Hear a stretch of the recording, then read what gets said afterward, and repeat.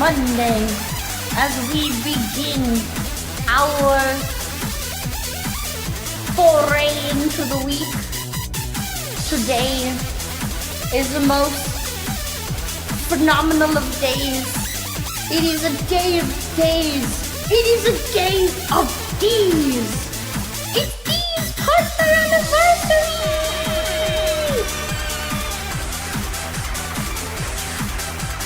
Can you believe it? It's been a whole dang year. Whole dang year of D. Hot diggity dang.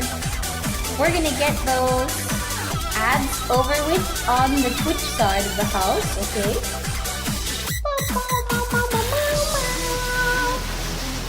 Thank you!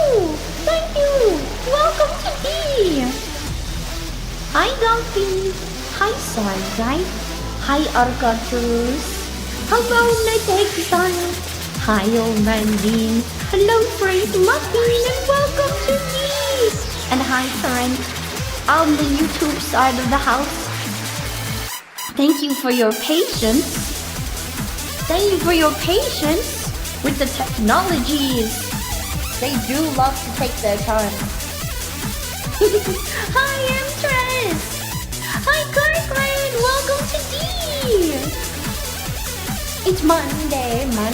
We're getting down on a Monday. Happy time zone! Yes!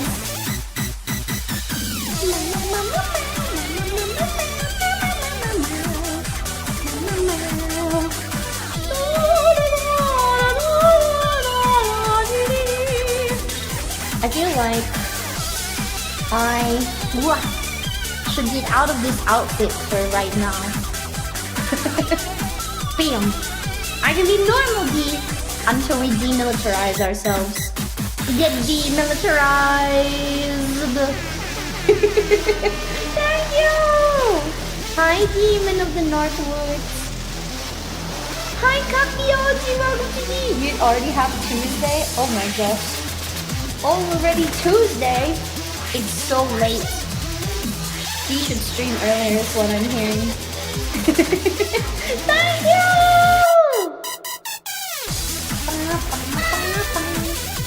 Confetti for you, confetti for D. Party. And we're getting the ads done with. As soon as the ads are done, then we are truly free of the chaos.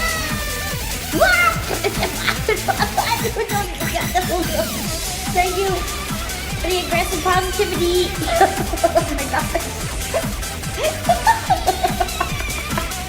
Thank you.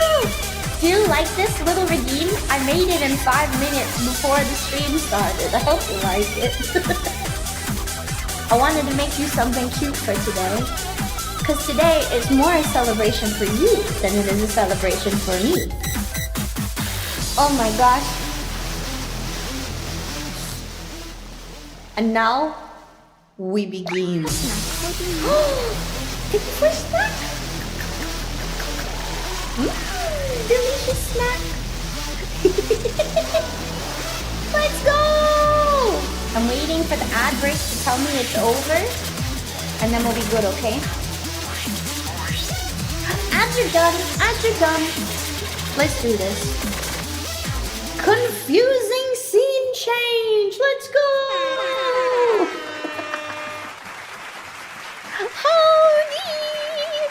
And welcome to the hot diggity dang. It's my partner anniversary. You would think that D would have prepared something like crazy epic for this. Believe it or not, today was supposed to be a super extra special day. I was going to have an event today, but there are some pieces of that event that aren't quite ready. So, those will be saved for a later time. Yes. Instead, today, I thought that it would be extraordinarily important to call out you. I'm calling you out. Wait, I can't zoom on this scene. Maybe I should go to a different scene. What? Yes. Thank you for the boop. Do you like this? Do you like the little thing that I made for you guys? Thank you! No, you're cute. You. Neko Obito, you. You. Ah! Thank you for the biddies! Happy partner anniversary, Dean.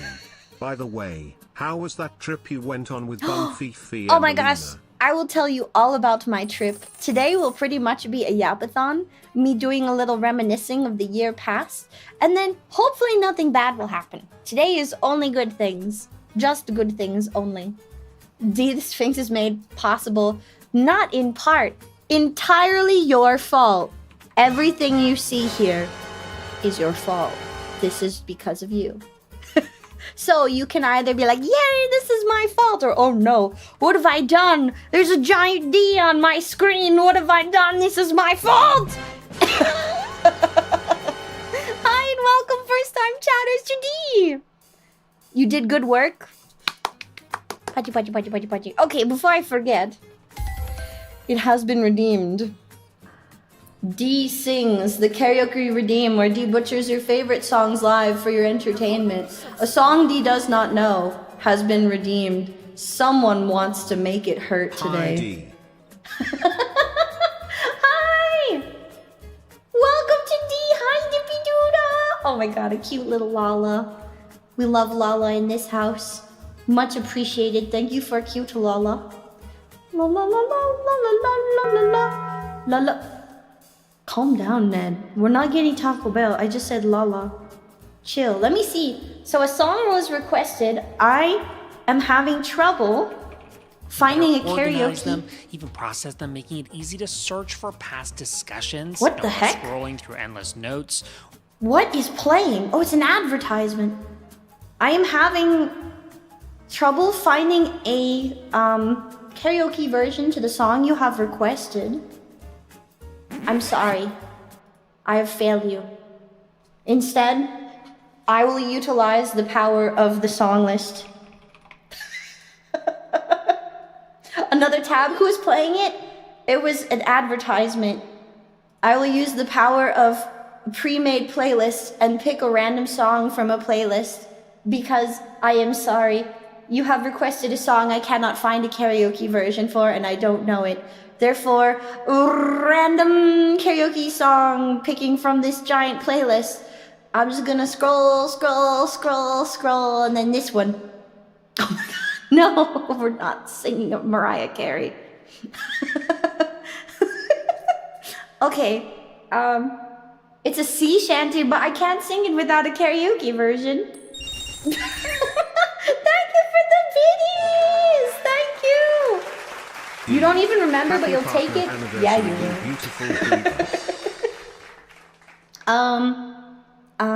This feels appropriate. But this is a sappy song. I don't know if I want to give you a sappy song. Do you want me to make you cry? No, I don't want to make you cry. How about something fun? Let's pick the bigger list, the 12-hour list. Go. Giant list. I believe in you. What is this? Is that a good one? Bad one? Nope. Why do I have so many karaoke songs on this list? Oh! You want to be... Oh, thank you! Thank you for very much. I appreciate that. How about let's do something silly. D is out here trying to sing you a song and is stalling for time. D, you're unbelievable. There's your segue.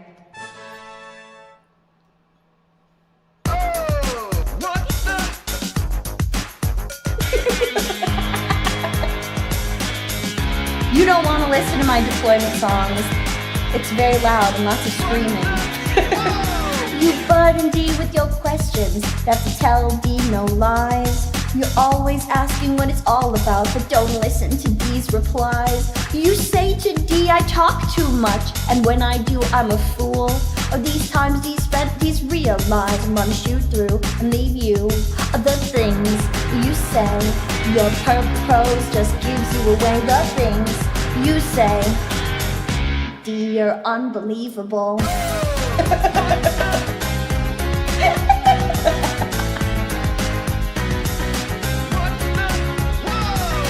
burden D with your problems.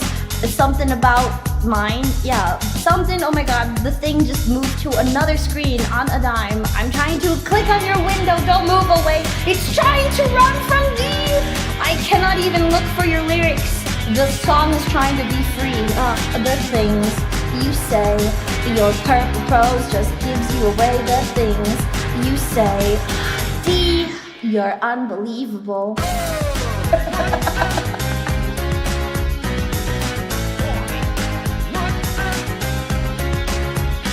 Hey yo, we're seemingly less, this don't mean you can ask us. Pushing down the relative, bringing out your higher self. Think of the fine times, pushing down the better few instead of bringing out the clue to what the world and everything you ask to. Brace yourself with grace of ease. I know this world ain't what it seems. What is it then? I don't know. You burden D with your questions. You'd have to tell D no lies. You're always asking what it's all about, but don't listen to my replies. You say to D, I don't talk enough, but when I do, I'm a fool. And these times I've spent, I've realized I'm gonna shoot through and leave you. The things you say, the purple prose just gives you away. The things you say, you thought he'd love you more. The things you say, the purple prose just gives you away. The things you say, D, you're unbelievable.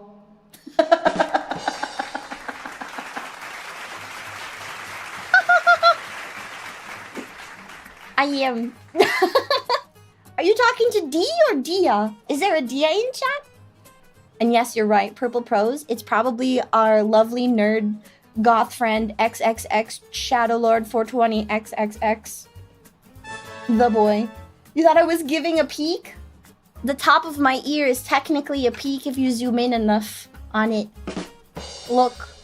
Would you climb every mountain? But the mountain is my ear. Don't go inside it. You'll be in my brain. There's nothing in there. Oh my goodness. So this weekend was a lot of fun. For those of you who did not know, I was out of town. I drove forever, and then more forever. Red Scotsman, thank you so much. You triggered the microwave. Thank you for the fun gifted. Thank you so much. If you got gifted a sub, please say thank you. Enjoy all the cute wiggly emotes and no ad time. We also have a sub-only Discord section where I've already started sharing some videos and photos from my trip. Yeah.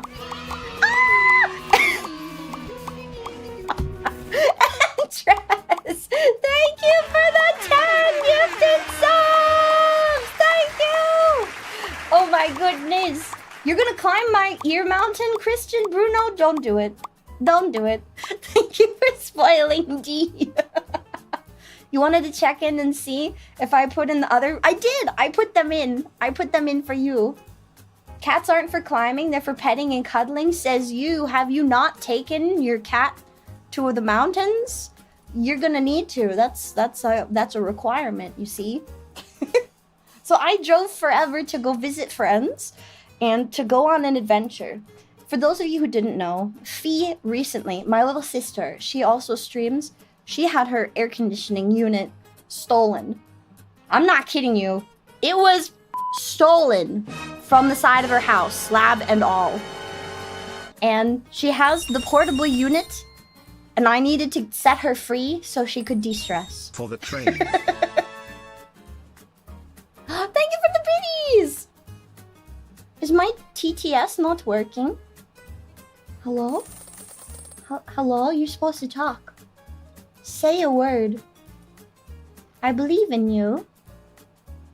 Are you broken? Cat got your tongue? Is it D? Let me do a test message. Hold on. So what I ended up doing this weekend, while I'm running the test message, I'll do this at the same time. What I ended up doing was I drove to visit some friends, picked up Fee and Isla along the way. And I was like, you guys, we're going to take a few hours to drive to the lake.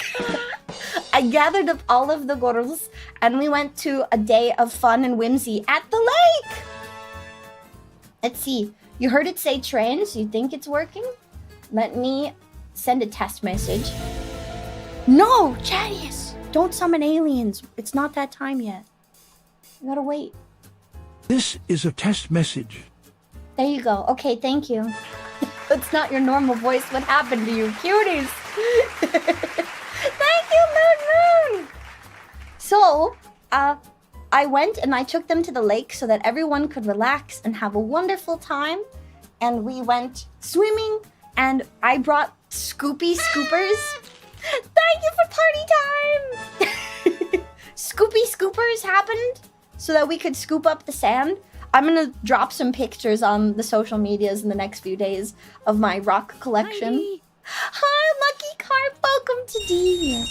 We got so many shiny rocks, but something spoopy happened while we were I was swimming. asked to say something. So, something.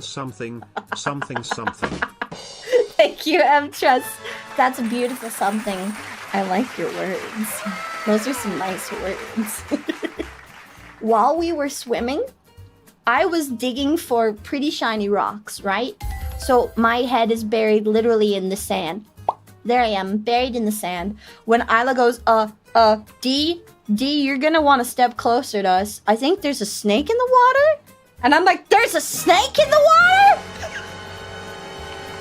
So I turn around. Sure enough, swimming in the lake is a mother water moccasin. Turn around, I am waving at you from the tower. No, I'm not looking in the tower. Gamble Jam, get out of the tower! So, we were like, ooh, we're gonna walk over to the shore now. But there were children that were walking out towards the snake. And so we turned and we're like, hey, ma'am, are those your kids? You might want to, tell your kids to come back out of the water. You see that there's a snake? There's a snake in the water. There's a snake in the lake. And they were like, oh my goodness, thank you for letting us know there's a snake in the lake. And they're like, kids, come over here. And so the snake is just, hang on, I'm gonna be the snake for a moment. The snake is like those fragging children. It's got its head just barely above the water. So if this is the water, it's just like, those fragging children. I'm just trying to move people. I'm just trying to get out of here. And it's just doing its best trying to swim. It finally gets to shore and it's into the grass. That's apparently the sound a snake makes when it disappears. It sounds like a Pokemon in the grass. A snake in your boot! No, there's not a snake in your boot. Also, hi, Glacial Nova, welcome to D! We didn't get the rock and stone, but we got sand, rock, and more pretty rocks. Thank you for that massive hype train! A wild Ekans disappeared into the brush. Luckily, nobody was bit by the water moccasin. No children were hurt, but it was still surprising to see, wow, poison snake, let's go. We ended up finding some really cool shiny rocks, and everyone collected something different. A snack for D. Favorite apple. Delicious and full of fiber. Wow, fiber. I'm not gonna eat that snake. I have a snake story that'll work along with my demilitarization story. But let me finish my trip story. So I went, dragged everyone to the lake, hung out with Isla, and Isla introduced me to some more movies. Because I just don't have housemates who like movies, Isla, it's become like our tradition. Every time I go see her, she and I watch at least one more movie. We watched 2. I got to watch Encanto, and we watched the K-pop Demon Hunter movie! Oh my god, it's so good. The music, fire. The animation, gorgeous. Everything about it. I need a 24 episodes injected straight into my veins. Now, thank you. And I need more of that big derpy tiger because he's adorable and I love him. It's so good, right? Tachiko Makura, thank you, and welcome to D. The tiger and the bird are my favorite characters. I love the subtle messages hidden throughout the movie, and the movie itself leads me wondering, like, what? I need to know more about Rumi's past, okay? I don't want to give it away for people who haven't seen the movie, okay? Hi, Lily. Welcome to D on the YouTube side. I don't want to give it away. But, okay, but if you notice in the very beginning of the movie, every single group of the hunters throughout history, one of the people has swirly whirly patterns on their outfits. Thank you for the boop. And I believe that is a hidden... No, not like that. That is a hidden lore bit. I think it's a hidden lore tidbit. There's one member that has swirly whirlies on her. And I think that the thing we find out about, you know who, if you've seen the movie, I think that maybe there was always one from the beginning, and that's how they've gotten their powers the whole time. I don't know.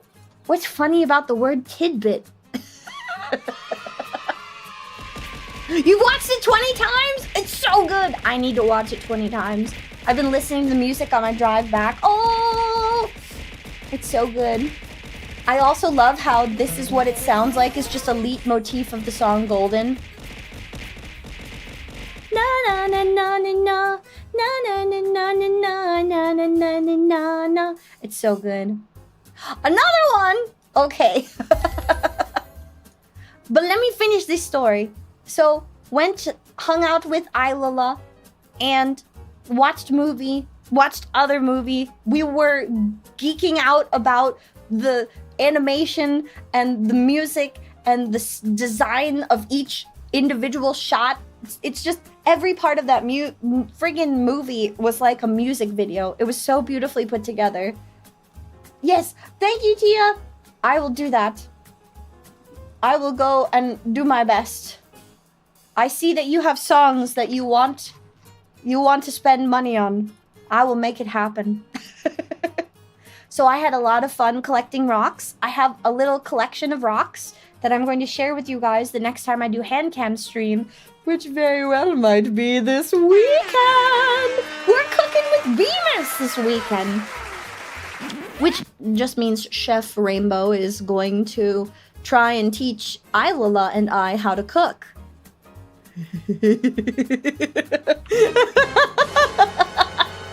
It's gonna be great. We're gonna be making creme brulee, no way.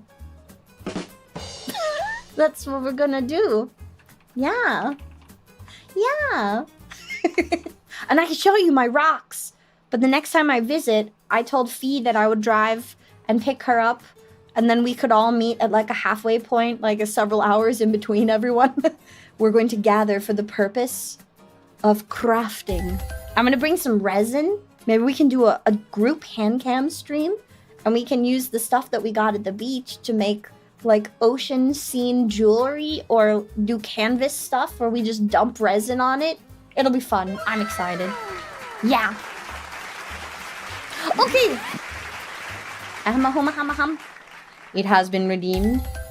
D sings the karaoke redeem where D butchers your favorite songs live for your entertainment. By request, a song I'm not sure I know, but I'll do my best. Renegades.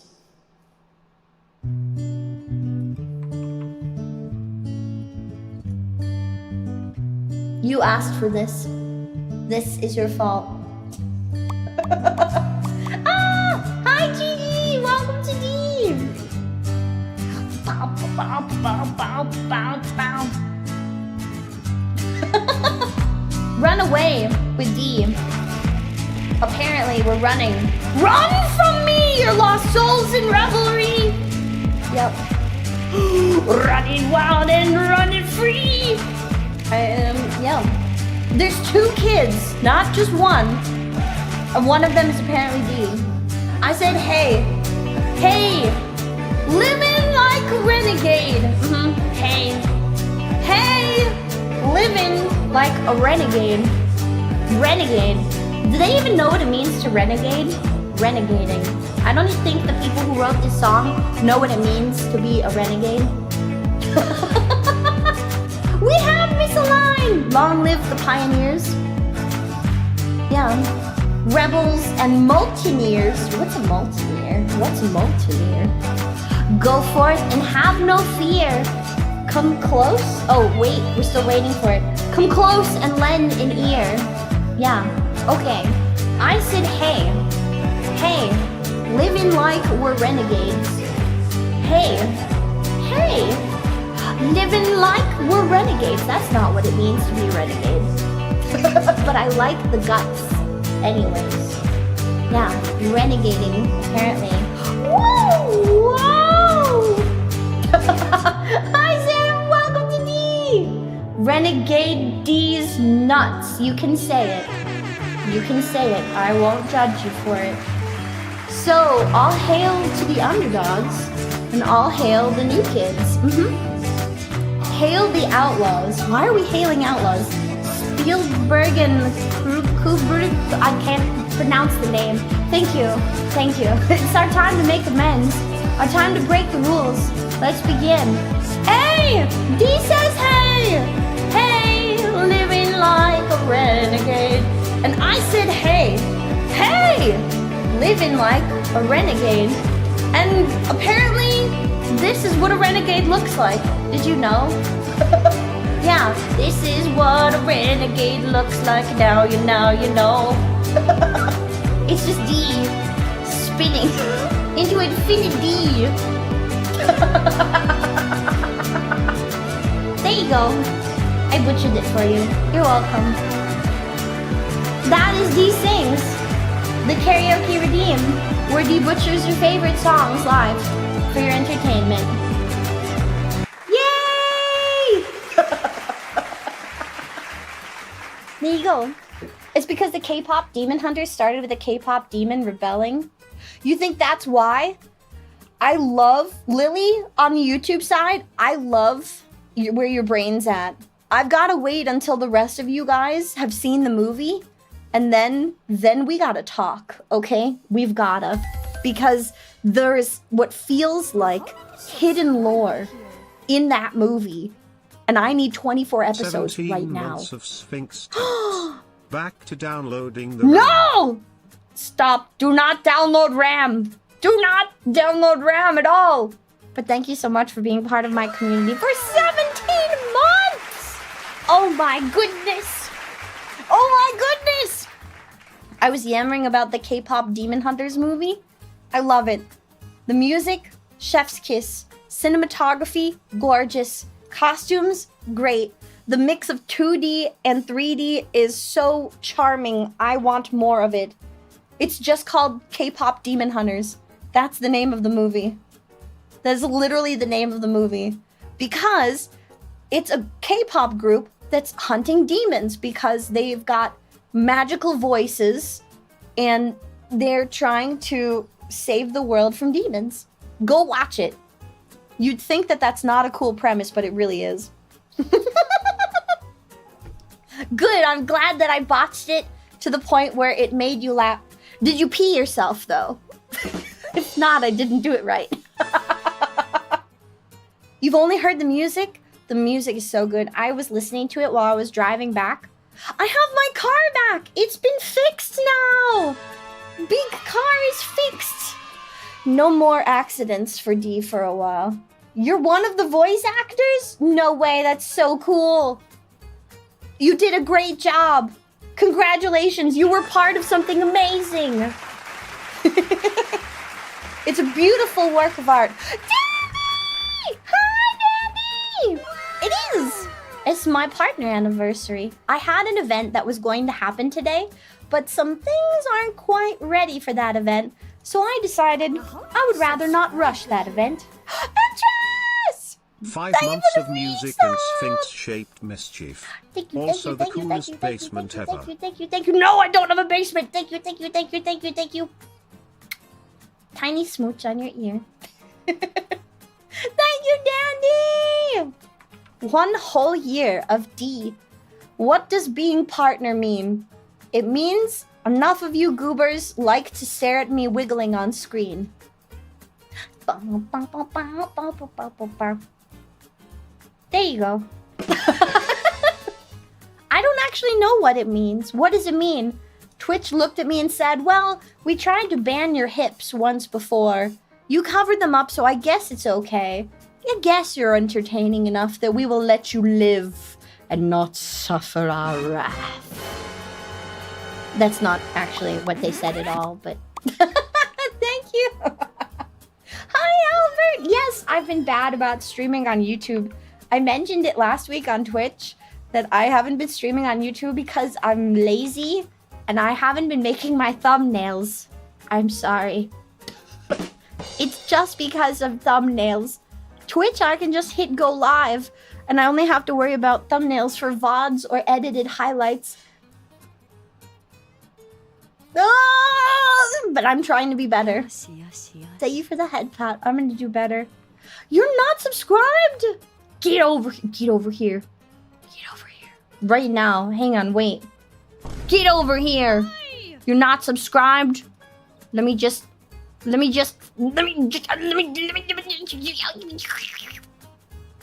Okay. I fixed. There we go. No, it's okay though. You don't have to be subscribed. I'll just be sad forever. You don't have to be subscribed. If you are, it definitely helps me out. It supports me wiggling at you and continuing to bring you silly stories, whimsical, mayhem and madness, many tutorials for people who are trying to be partnered and create on the creator scene, and letting me share my time with you. But I don't need your money to be here. I want to be here because I have a lot of fun being with you guys or something. Yeah. Don't clip that. You're all procrastinators? It's not that I'm a procrastinator. No! Also, thank you, Crash, and welcome to D. You did gift subs, but no one gave you a sub. If you want, I'll make you a sandwich. Does that count? That's a sub. I can make a sub sandwich. So I'm gonna do my best to also stream on YouTube more so that I don't neglect YouTube. And who knows, maybe one of these days I'll actually open up memberships on YouTube and then we can do members only streams on YouTube. What? Oh my gosh.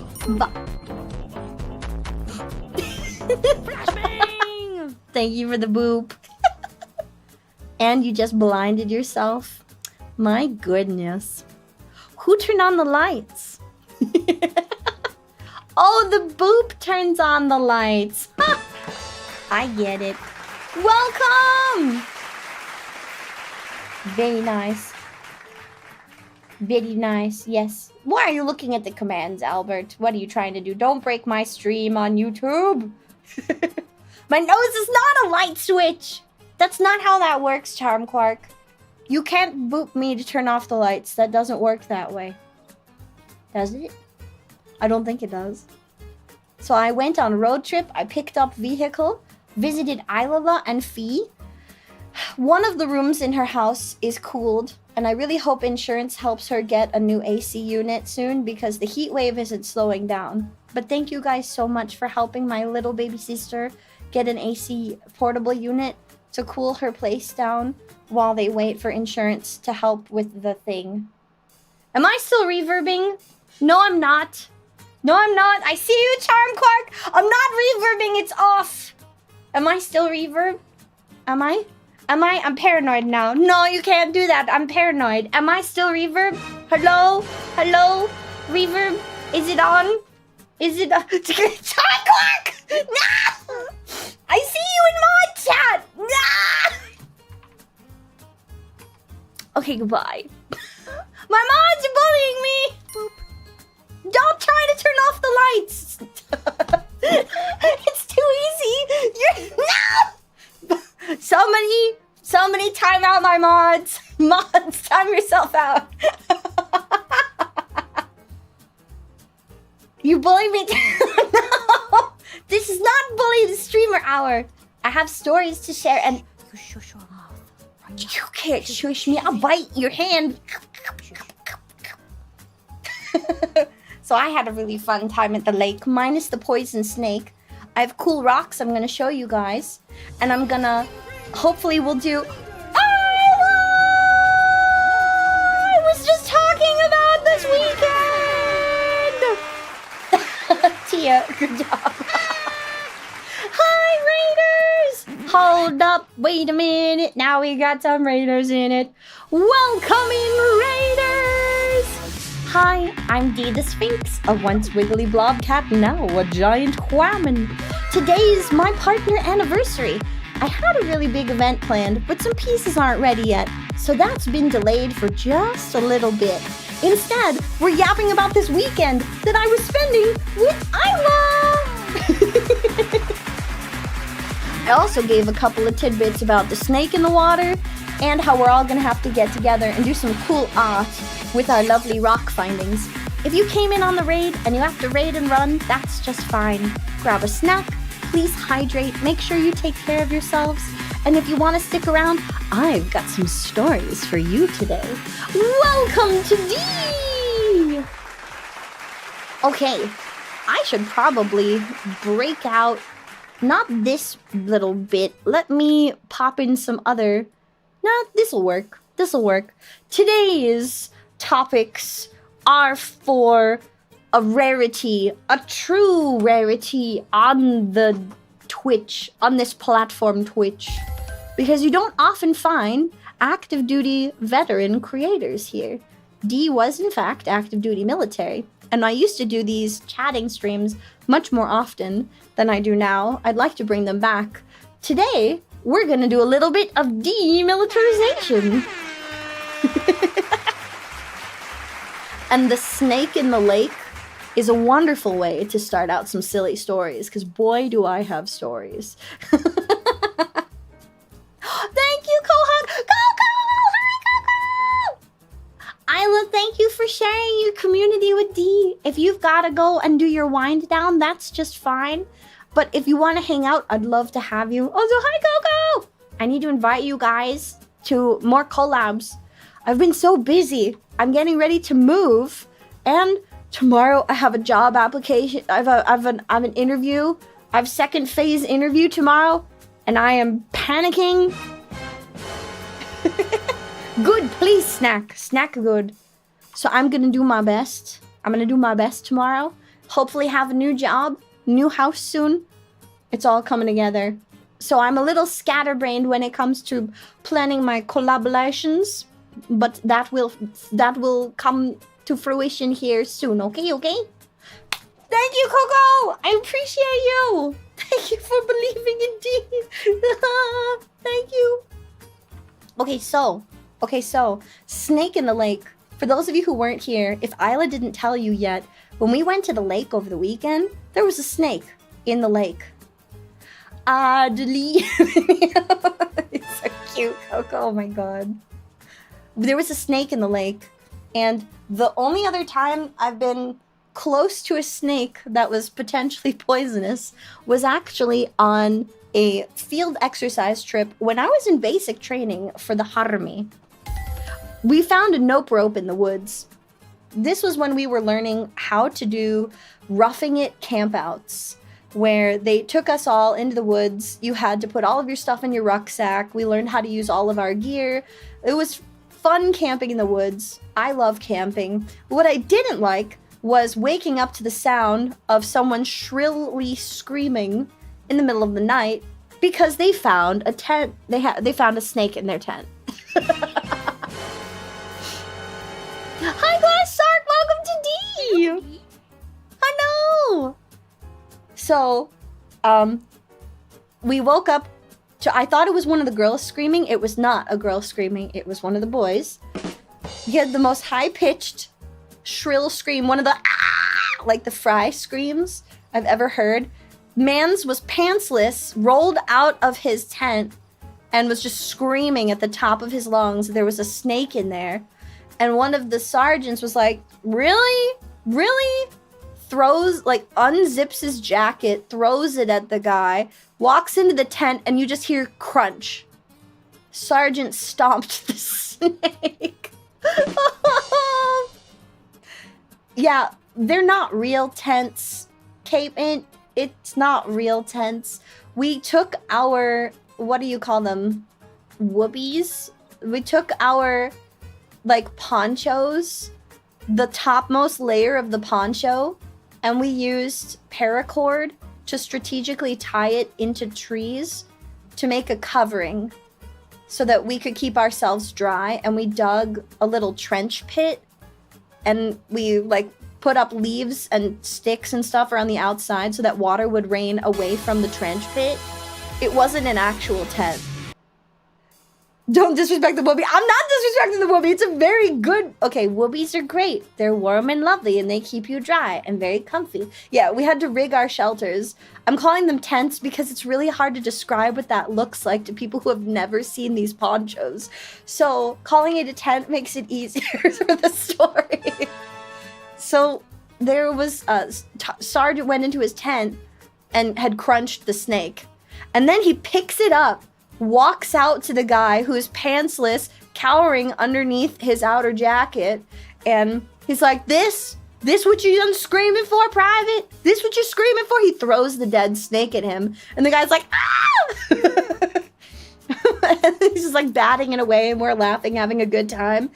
And then one of the guys was like, hey, Sergeant, can we put this in a tree and use it for target practice? Now, granted, we're all slap happy at this point in time. We've been rucking 15 miles a day, and none of us has had any sleep. So the sergeant is like, you know what? That sounds like a great idea. We'll put the dead snake in a tree, and we'll use it for target practice. But this wasn't for rifle target practice. Oh no, this was for flash grenades. So then what happens is you have a line of soldiers, half dressed, at 2 in the morning, chucking flashbangs at a dead snake in the tree.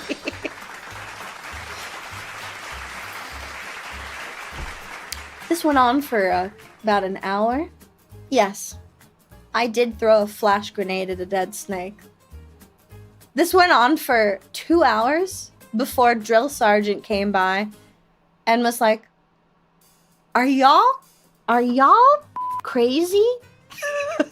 We're like, yes, drill sergeant. And he looks around and he's like, who gave you authorization to practice with flashbangs in the middle of the woods? And we all pointed to the other sergeant. He did. He did. It's like, everybody get back to bed. I'm gonna clean up the snake. Thank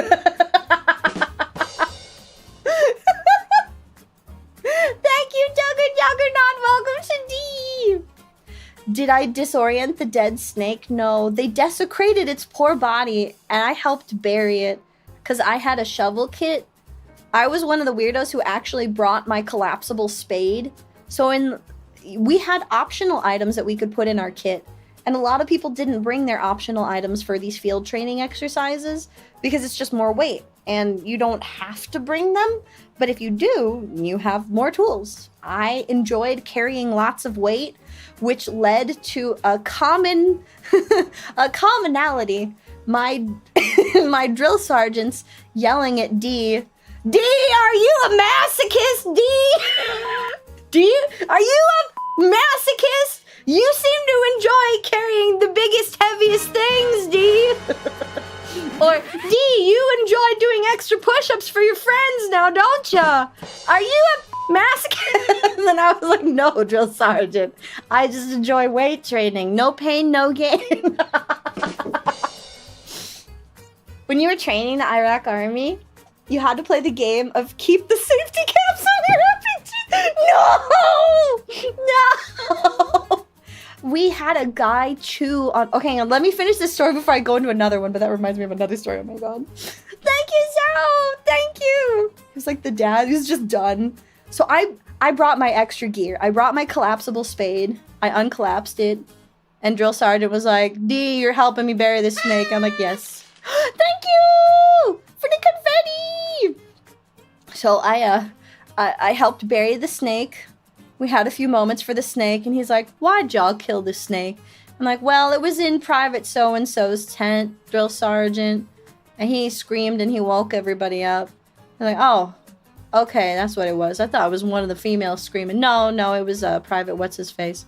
Oh, did you laugh And then he gives me this look. He gives me the... Did you laugh, D? Did you laugh? And I'm like, maybe, drill sergeant. It's been 2 hours and we've had an hour of sleep. I'm not very cognizant. Did you laugh? And so I answered honestly, I'm pretty sure I laughed, drill sergeant. He looked at me again. Dead serious.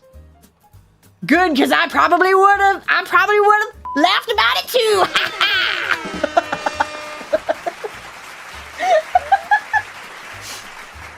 Drill sergeants. I had to stop and I was like, no, honesty is my preferred army value. Honesty and integrity all the way. He's like, yeah, I would have laughed too. And then he's like, now get to bed. The reptile once asked what kind of snake it was.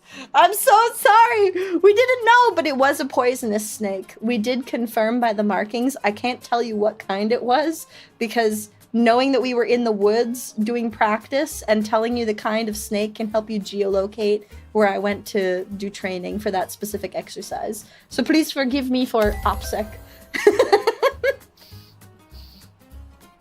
So, someone mentioned safety training when we went to do our grenade drills for the first time ever.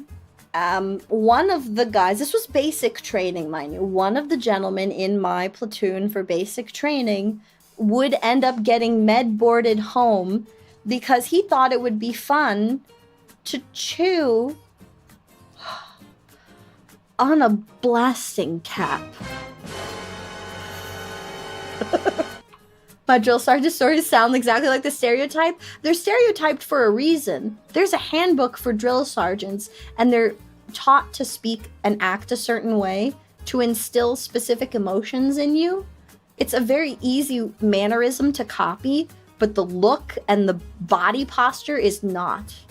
The voice, yes, in his defense, blasting caps are delicious. No. Okay, a blasting cap is the tip of a grenade that is packed full of the explosive igniter.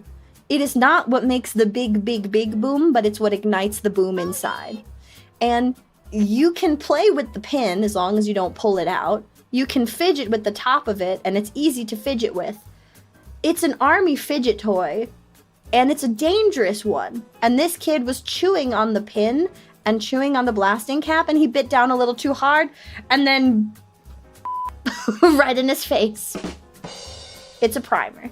Yeah. He chewed on it, and it did in fact explode. It was for a flash grenade, though. So these blasting caps don't just have the grenade primer material in them. For the flash grenades that we were using for practice, it has an ignition for the source. So it exploded in his mouth and blew half of his face off. So he's sitting there, can't feel his face, staring at his hands. And from what I heard from the guy who was next to him and had bits of his face on him, it was like he just sort of stared at the world and didn't say nothing. They got him med boarded.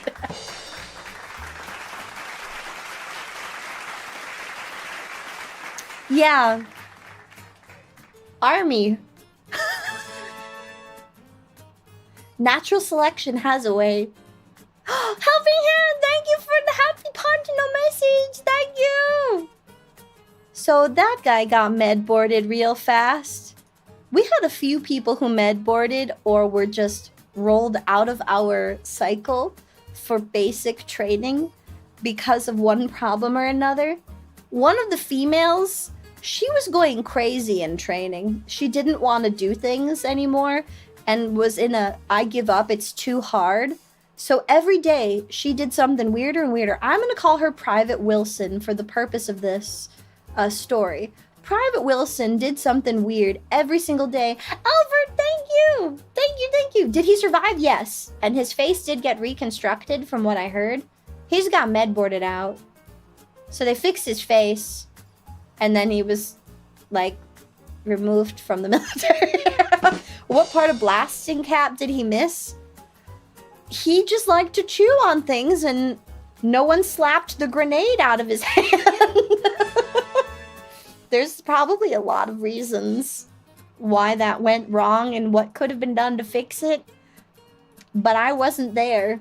I'm telling you the secondhand story from a guy in my platoon. I just saw them carry him away in the ambulance, and I just know that he got med boarded because we asked near the end of our cycle if he was okay, and they're like, oh yeah, he's getting med boarded. Grenades are tasty. Don't ask how you know. Now I'm curious, Glashire. We had several occasions where privates tried to load magazine. Oh my god. Are they trying to ruin the... People be stupid. So, Private Wilson was a crazy female. Not in my platoon, but in 3rd platoon. She didn't like being told what to do. And there was a point in training where she's... Every day when we would do morning PT, she'd be like, all right, guys, I'm going to get out today. I'm going to get out today. I'm going to show you I'm going to get out today. This went on for 3 weeks. I'm going to get out today. She would do something stupid every morning.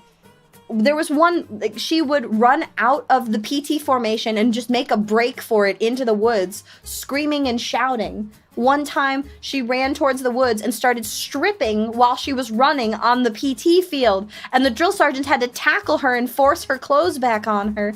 And they're like, we know you're not crazy, Private Wilson. Stop pretending that you're crazy to get out of PT. And that continued for weeks. Until one week, Private Wilson didn't say anything at PT that morning. One day she was actually participating, and we were like, oh my gosh, Private Wilson, she's gonna do fine. She's gonna graduate with us. She's not as crazy. It'll be okay. We were dead wrong because that was range day. And so we went to the range, and girl finally got her out. She got her out because in the middle of practice, when we were doing live fire, she ran out in front of the targets. Just her going, and then she goes, just running out in front of everybody shooting. And then the drill sergeants are like, ceasefire, ceasefire, ceasefire. And they run out onto the field and tackle her. And one of the female drill sergeants is like, I'm pretty sure Private Wilson is crazy. So they finally got her med board. Section 8, yes please. She went cuckoo crazy, yes. Can you just say I changed my mind, I want to go home? You cannot. You cannot just say I changed my mind, I want to go home. You have to prove that you are against doing what you signed up to do, or that you're crazy, or that you have a medical reason to leave. You heard stories about the blasting cap, and it makes you wonder about the folks that tried and couldn't get into the military. Yeah. He likes things that go boom and loves his bite. If you go boom, you got to bite the blasting cap. No, Night Vulture, that's not how to do it. Kakabaka not knowing when to act adequate or serious is dangerous. It is very dangerous. I do feel like being in any branch of the military and going into an active duty war zone, you get the you get the extra, I now am okay with morbid humor DLC. This is the personality DLC you get from the military, that you're like, oh yes, morbid humor, haha hee hee hoo hoo funny. Because if you didn't laugh at it, it's actually really scary, some of the stuff that we went through and some of the things we had to do. Like, I had, so for those of you who have been with D for a while, you know that I, post my final deployment, suffered from something called dissociative PTSD. I would have very vivid flashbacks to 2 specific military events, and I would be unable to wake myself from them. I would physically re-experience this thing happening over and over again. I would see it, I would smell it, I could taste the air, and I was trapped in a memory. It would possess my senses, and that happened over and over and over again.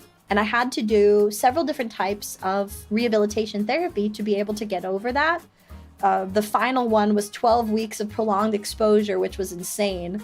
But had I not done that, I could not laugh at, oh look, that's a severed human hand. That would have caused me freak out. Welcome back, Lily. So, therapy works. You just got to give it a chance. But it's part of the morbid sense of humor DLC that you get when you are in the military. You have to. Otherwise, you would not be able to stomach some of the things that you have to do or that you swear to do for country. Maybe it's an Air Force thing. You were given the option your second or third day.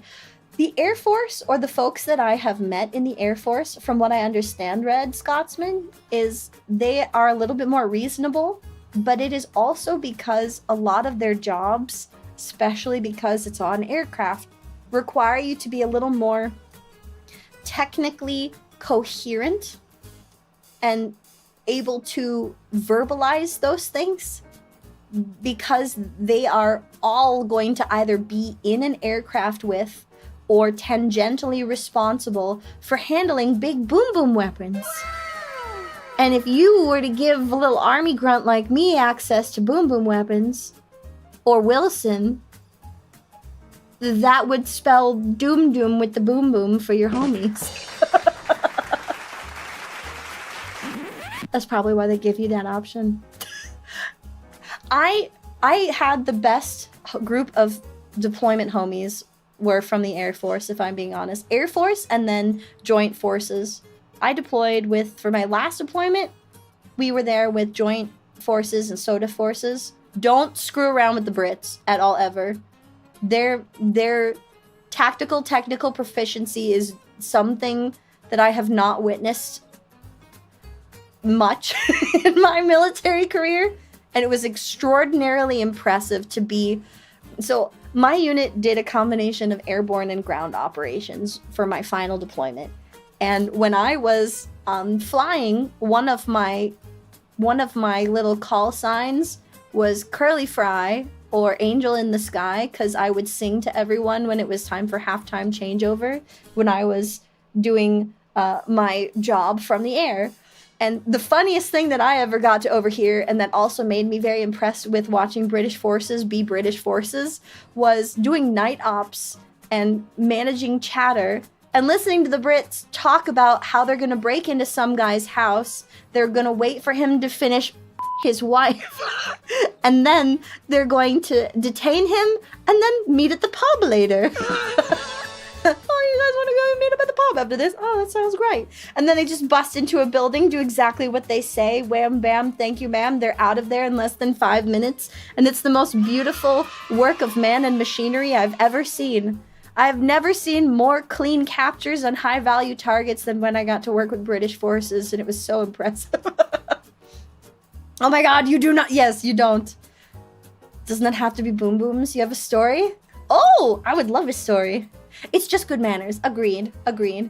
But they laughed at us all the time because like, oh, do you guys want to join us at the pub? Oh, wait, you Yanks can't drink, can you? They don't trust you with alcohol. Ha ha, you get wrecked. Yeah. They were wonderful people to be deployed with. Joint Forces, they know how to party. Only the Navy ever got to go and hang out with them. Naval flight officers are something else, though. I think I told you guys the story of Jellybean. My favorite... Okay, he was a warrant officer in the Navy. I don't know if the rank is still warrant officer. All I know is that was Captain Jellybean. He had this bag of juicy pear jelly beans, and he would keep it at the flight desk, and he would treat it like it was like doing a drug deal. He would tell the flight desk operators before he would take off, like, all right, now listen. You gotta listen real closely. And he like look around real shifty. You can't let no one take this bag. All right? You will guard this bag with your life. You hear me? You'll guard this bag with your life. And they'd be like, yes, warrant officer, we will guard this bag with... You hear me? You're gonna guard that bag. And then he'd like point to his eyes, point to them, point to his eyes, point to them. Okay? Nobody saw this bag. And then he'd slip it behind the desk. Everyone knew it was there. We knew it was there. We all knew. And then he would strike the most silly gremlin pose I've ever seen. It's like the full body squat with like your arms out to either side, bend at a 90-degree angle, cock his head to the side, and then he'd waddle out of flight line. The I-5. Hi, Mika. Thank you so much for the happy anniversary. Thank you. I appreciate it. Thank you. Warrant officers in the Navy are different. They're enlisted officers and they haven't gotten rank. Oh, well, no, I know. More clout than normal officers because they're seen. I would believe it. Right? Oh my gosh, Lily! Welcome, welcome. You are among friends. And Ahmed, welcome. Ahlan wa sahlan. Working through your own PTSD? Oh, homie. Power to you. Keep up with therapy. It does help. Use those tools and find ones that work. And don't be afraid to speak up and tell therapists, hey, this isn't working, or I'm not able to use this tool effectively. So, Flight Officer Jellybean, a friggin' warrant, after every flight, he would then come back after having deposited the jelly beans himself at the flight desk. He would come back in and he would lean against the door like, oh, that was the most exhausting thing of my life. And he'd be like, pray tell, my good flight desk operator, do you have the goods? Just look at them like he's dying from the doorway. And they'd be like, warrant officer, do you mean the jelly beans? And like, oh my god, no, you can't tell people you have those. You can't tell people that you have those. Do you have them though? And then they would slip him the jelly beans from behind the desk. They'd be like, yes, warrant officer, here you go.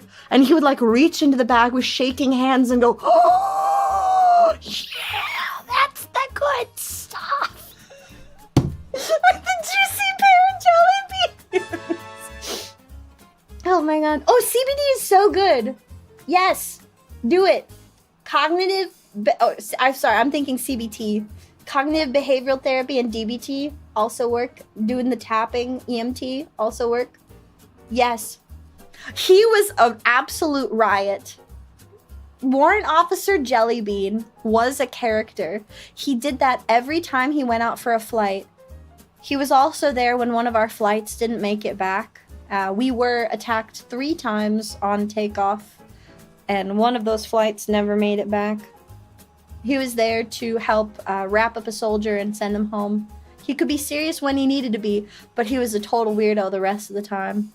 He was also there when they learned D could sing downrange. Another beautiful moment. Our unit commander was the stern dad type. He reminds me of the dad from like the Von Trapp family or whatever from Sound of Music. He was always cold and emotionless, and he would face down every day, like deadpan. He was very big and muscly, and he had a foreboding presence.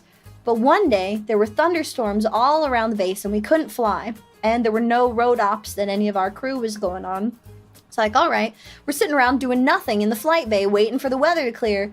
So out of nowhere, he pulls out a guitar, an acoustic guitar, and I'm sitting here like, where the did we get an acoustic guitar in the middle of the desert?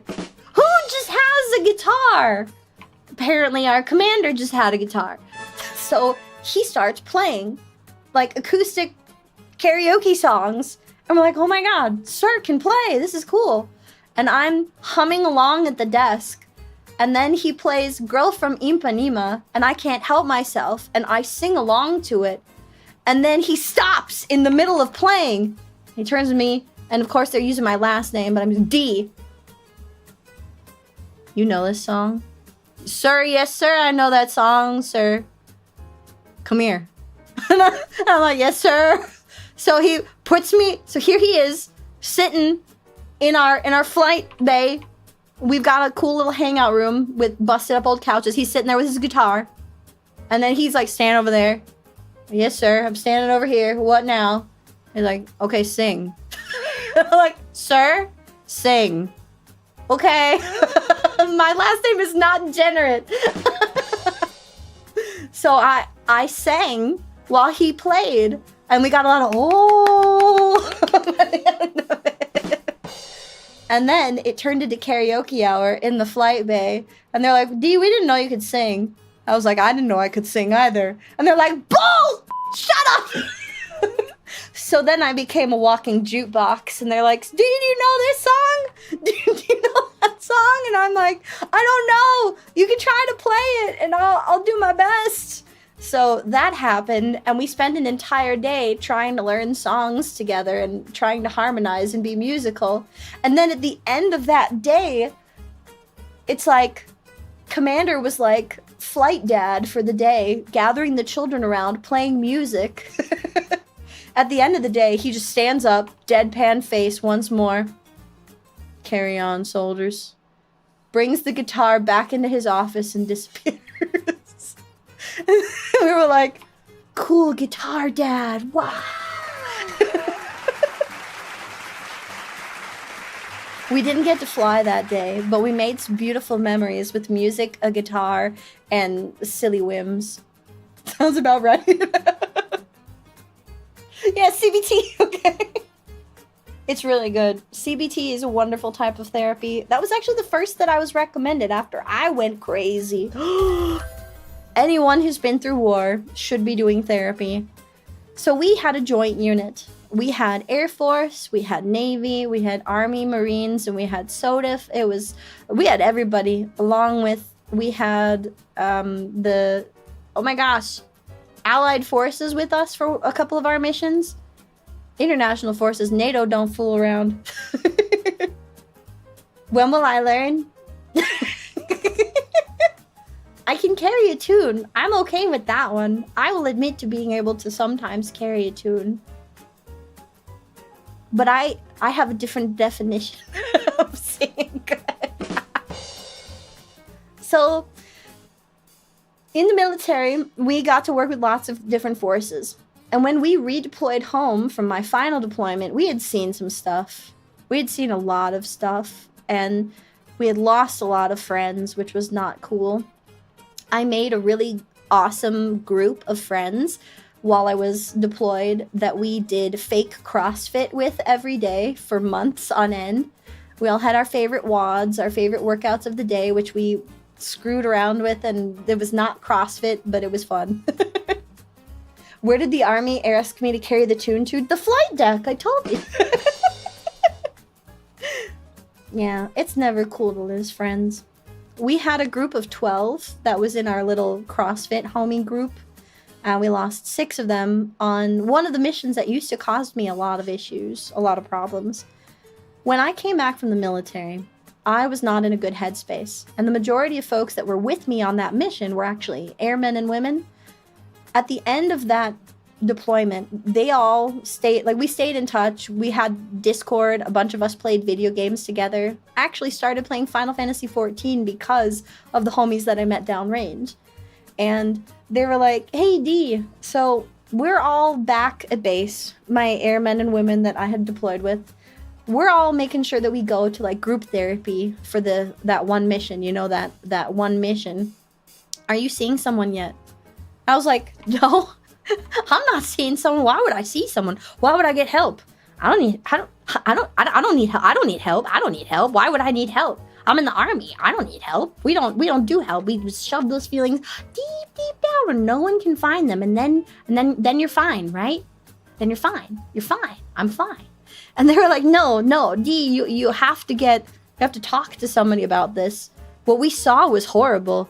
What we went through was horrible. Please get therapy. And I'm like, nope, nope, don't need it. Because anytime we mentioned it to our Army commander, he's like, you guys didn't see nothing. You didn't go through anything because I was in the infantry and we saw real combat. He was a very toxic first sergeant. He also dissed a majority of the folks who were redeployed home and were now continuing one of the parts of our mission in a remote aspect, still seeing what they saw. A cookie? Can I have the cookie? Can you give me the cookie from that pole? Just insert cookie right here. A snack for D. Aw, dang it. Well, I'll take the apple though. Thank you. Good enough. A cookie. I can eat it from here. There, thank you. Cookie.exe was not found. No! There is a cookie in the random snack. So when we redeployed home, my airman homies were like, Dee, you've got to go get help. And I was like, no, we don't do that. My unit isn't supportive of help. But then what ended up happening was I was having horrible nightmares and I was barely sleeping. And there was a day where I just snapped and I destroyed my barracks room. Our barracks were an interesting setup where it was 2 people who shared a barracks room, but we had our own individual sleeping chambers. And we had like a kitchenette. It wasn't a good kitchenette, but you know what? It was kind of nice to have that. Some barracks were just big bay rooms with beds, and we had nice stuff. So we weren't gonna, you know, tout it. And so yeah, it was uphill both ways to school, very.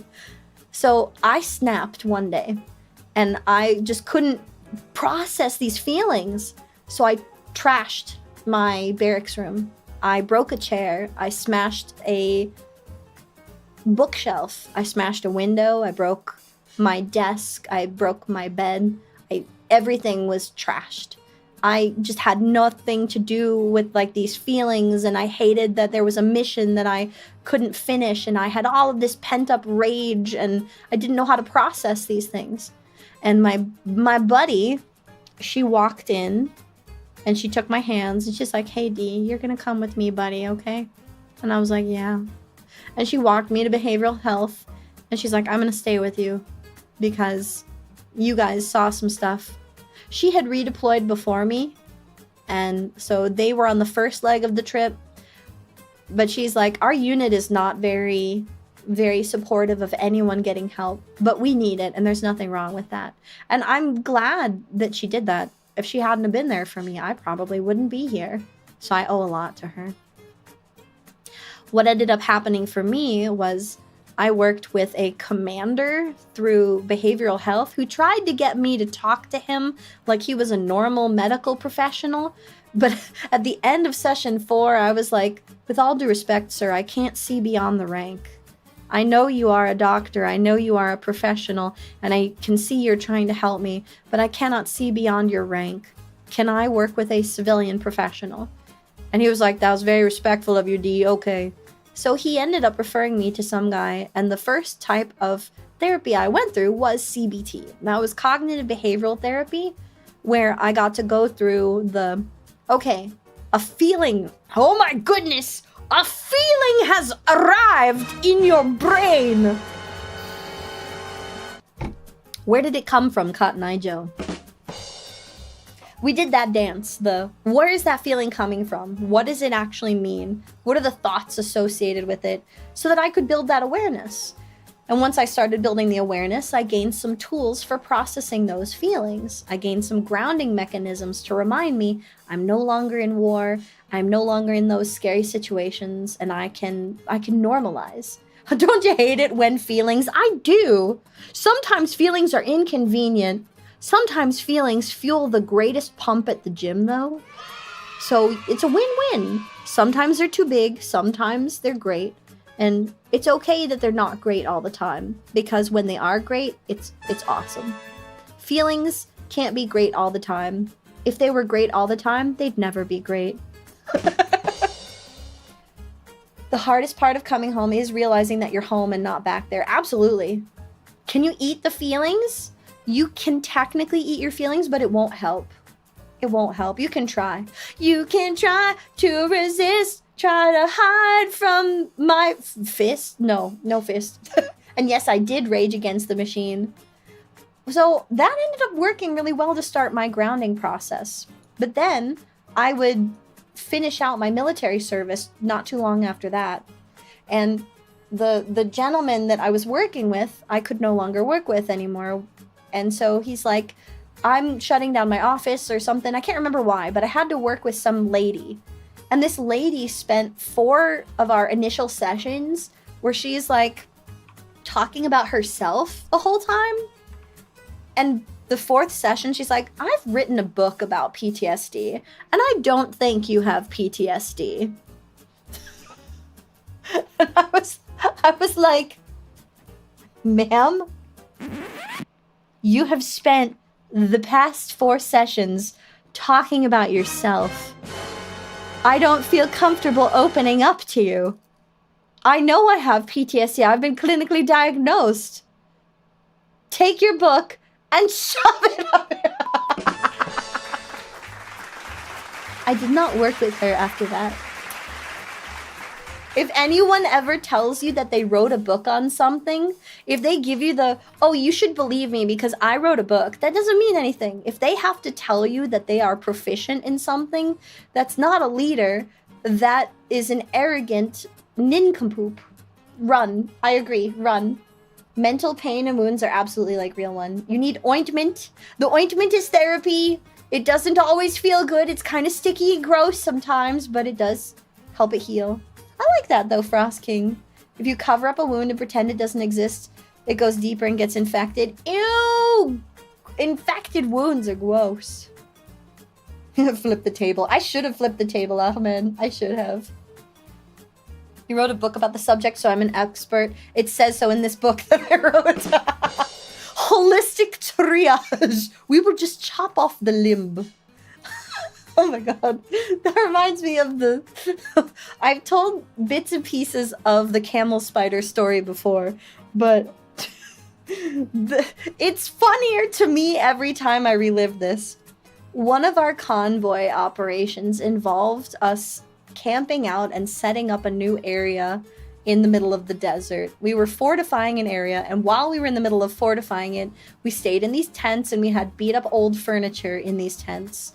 One day, a camel spider follows one of the guys back into his tent. It was in his shadow, and he had a really big old dresser in this in their tent.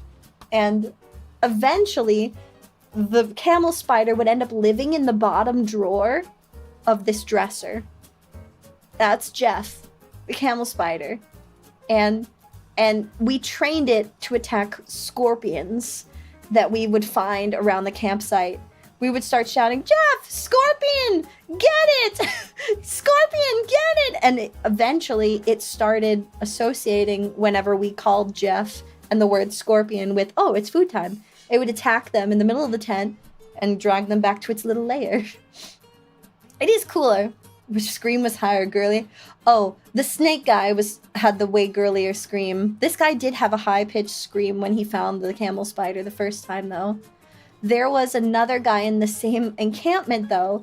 Jeff got out of his little den, and he apparently bit some guy in the leg in the middle of the night, or so he claimed. This is the thing. He claimed he got bit. He found Jeff, the camel spider, in his tent. His legs were uncovered, and the camel spider was near his leg, and he swears that he couldn't feel his leg. We just heard him scream in the morning, go, Mother gosh, Jeff is he's on my leg! Get the camel spider away from me! So he's freaking out, screaming about the camel spider. And he's like, oh, I can't feel my leg. Do you think he laid eggs in my leg? Did he lay eggs in my leg? Jeff, did you lay eggs in my leg? Oh, God, they're going to have to amputate my leg. There's an egg in my leg. There's an egg in my leg. And we're like, no, there's no egg in your leg. He doesn't lay eggs. Oh, God, please cut it off. There's an egg. It's in my leg. He was just freaking out, lying there, because there was like a red mark on his leg, and he swore he could not feel his leg. A new VTuber for your collection? Yes, Battered Skull Summit. Welcome to D. And hi, Billy Bob the 15th. Welcome! Amputee, what are you gonna have to pay? Child support? The only egg? I'm not an egg. You cannot hatch my head. So he claimed he couldn't feel his leg. He was freaking out. It was all in his head.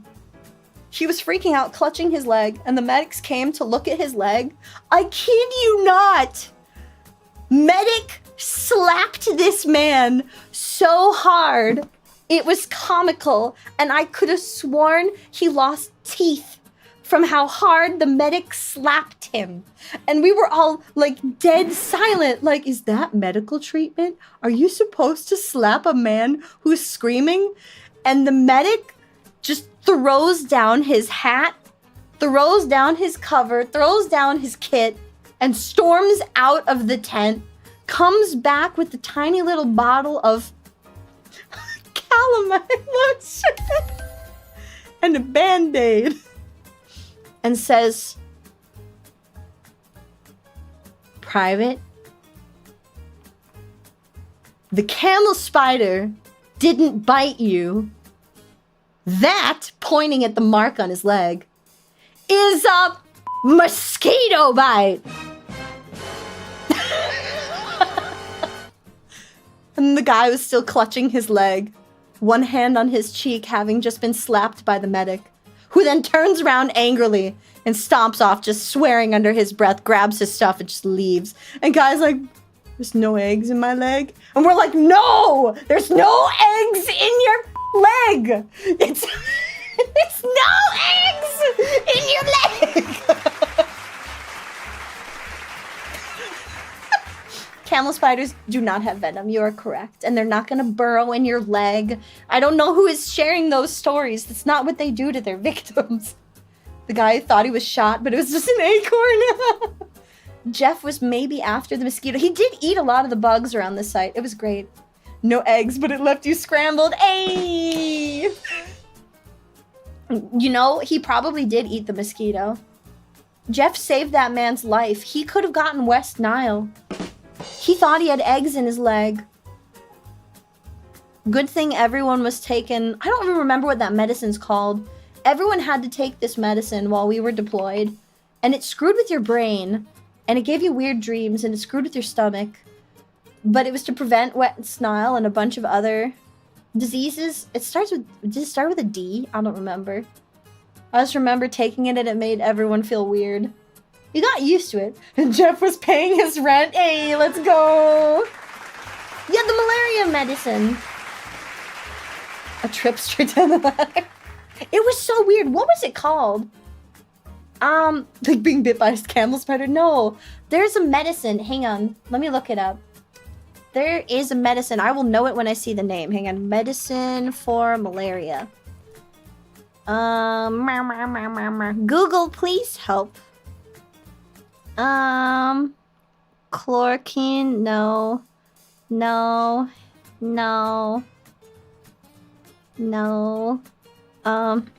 Given to the military? Doxycycline, that's what it's called.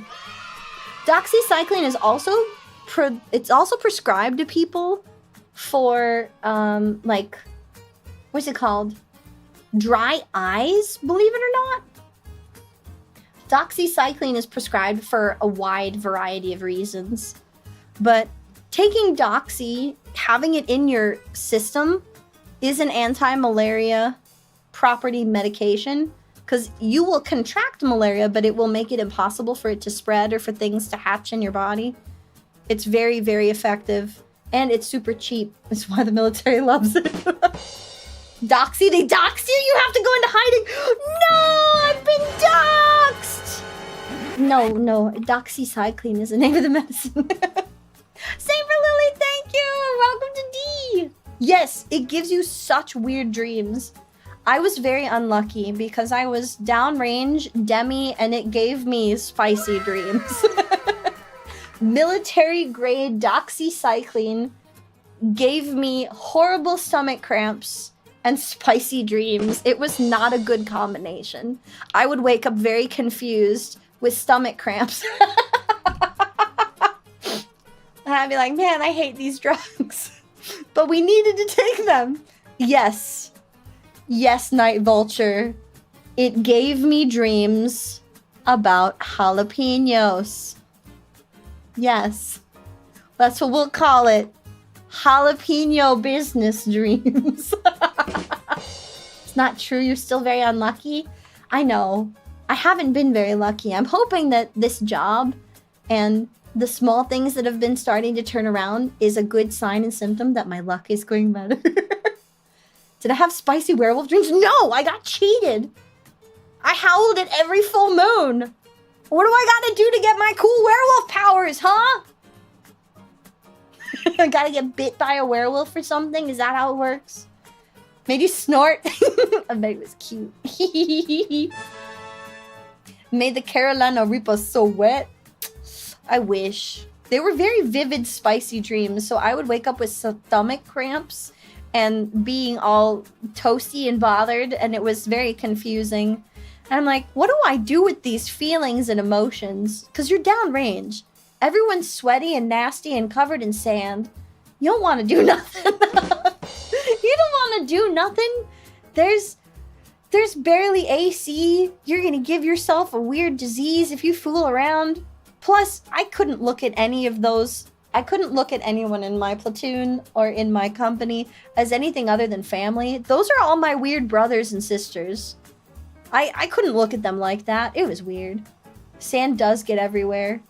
Speaking of werewolves, did I see... No, I need to read it. I spent all weekend with Fee, Isla, and other friendos. Oh my gosh. Talking about sand. Fee had a wonderful... a wonderful quote from this weekend. Isla, do you remember? Do you remember? Fee at the lake. We were trying to wash off the sand. And she's like, it is futile to wash off the sand. And I'm like, Fee, why? What do you mean it's futile to wash off the sand? And she's like, nature has a way of ensuring it will always find its way into your booty crack. Nature has a way of putting sand up your... I need that on a shirt. I need this on a shirt. Just, nature has a way. Beautiful rainbow colored text. With flowers and rainbows. It says, nature has a way. And then on the bottom, of putting sand up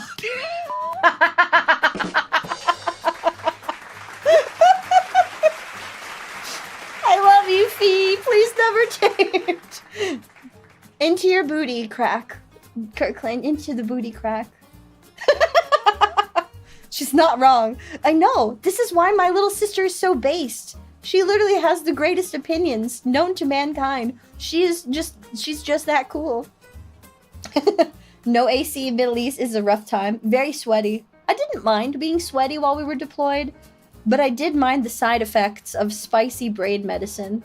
Now, we ended up needing to take it though, because we were doing our best and we were doing too good of a job. Doing what we did best, which was clearing insurgents out of areas, making them safer, and trying to work with civilians. Because we did too good of a job, of course, we made enemies. And they hit us where no one expected they would. They poisoned our water supply. In the most unique way possible. According to the originating sources, every single one of us started contracting weird stomach, symptoms, and we all started getting really sick.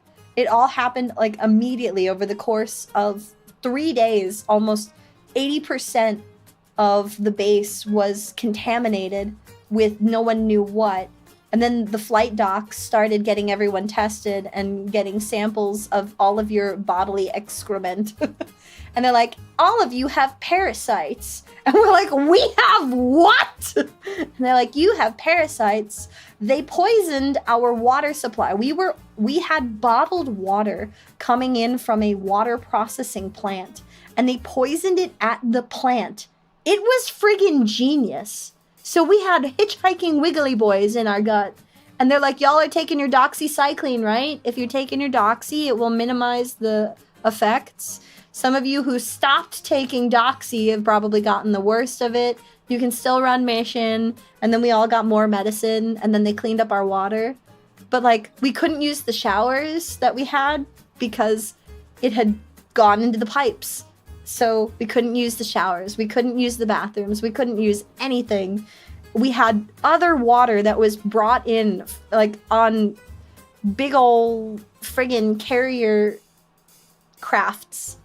That we had cases of water that we had to use to shower with, and bottled water that we had to drink from a specific plant. It was ingenious. They got us all through the water.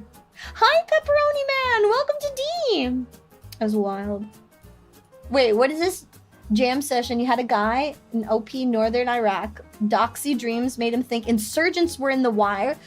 Oh my goodness, he jumped out of his bunk and he dumped a... Oh my goodness. Just started shooting people? That's horrible. They rushed him, disarmed him, and brought him back to reality. Oh no. Doxycycline screws with people's brains. The C-130 rolling down the strip. Well, it wasn't an airdrop. We actually had a place where they landed, which was kind of nice. I mean, we were right by the flight line, so we controlled a lot of the air traffic. It was still a good few miles away from where we were actually staying, but close enough that it was distributed to us and the rest of the folks that were actually at the camp. But that was a wild time. I remember being on a flight when I started feeling sick, and you're supposed to tell like your pilots and stuff if you start to feel those symptoms. But I didn't want to stop mission. I was willing to be sick on the flight as long as we could keep doing mission. And they were like, hey, D, you don't look so good. You're really pale. And I'm like, yeah, I'm not feeling the best. And they're like, do you think you got the thing that the flight doc was talking about? And I'm like, maybe. And they're like, it's all right. We need to turn around. We ain't going to do anything on this mission anyways. We got horrible cloud coverage. That was not fun. But again, my battle buddies were great. The folks that I got to work with at the Air Force were extraordinarily professional. I made some of my best friends during deployment, post-deployment. And we still tried to get in touch with each other at least once a year to do a little sweat to remember for all the folks that we ended up losing on that last deployment. We would virtually or physically, if you were capable, meet up and we'd do a grill out. And we had a 12-hour event once every year in the summer. It's actually coming up here in a couple of days. Around the 15th is when we would do it. We would get together and we would do the 6 Vods back to back to back that all of our buddies loved. We would light up a cigar because they were all in the cigar and gun club. And we would just, you know, shoot the and we'd hang out and we'd just chat and we'd reminisce and we'd catch up. Why do I do this? I wanted to follow through with mission. I didn't want to cancel a mission. It takes a lot of resources to get us up in the air. And those are precious resources. That's big army money. Nah, we had a lot of fun, even though we had a lot of hard times. But I will never forget the guy freaking out going, the cat spider, he laid an egg. There's an egg in my leg. My leg has an egg. I'm going to be a father. There's an egg in my leg. And the medic slapping him so hard the tent rang with the sheer impact. It was very comedic. That was like anime quality, epic slap. He would have hit a brick wall and smashed through 3 buildings with the force of that slap. And him going, it's a mother mosquito bite. Jeff the camel spider was super cool. We let him keep the dresser. We left it after we tore down that site. And to this day, there's probably a old busted up dresser somewhere in the middle of a fortified area of the desert with a camel spider named Jeff that lives in the bottom drawer.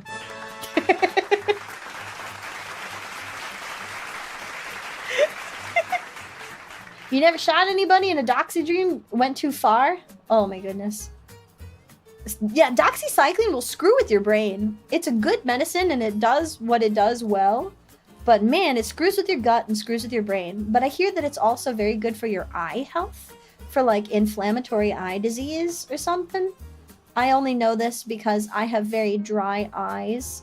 And I had a doctor tell me about it. And I'm like, I took doxy when I was in the military. And they're like, oh yeah, it's very good for these other conditions. Medicine is wild. The way it affects the body. They're like, this will prevent malaria and help your eyeballs.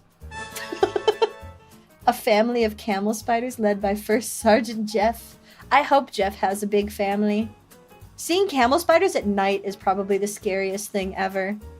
Not as scary, like insurgents are scary, night fights are scary, but if you see the shadow of a camel spider against a concrete wall in the middle of the night, it looks like a monster out of the most uncanny imaginings of your imagination. It is the most frightening silhouette I've ever seen. Yes, useful side effects. Useful side effects of medicine. Spicy dreams were fun, but I'm like, what am I gonna do with the spicy dreams? I'm Demi!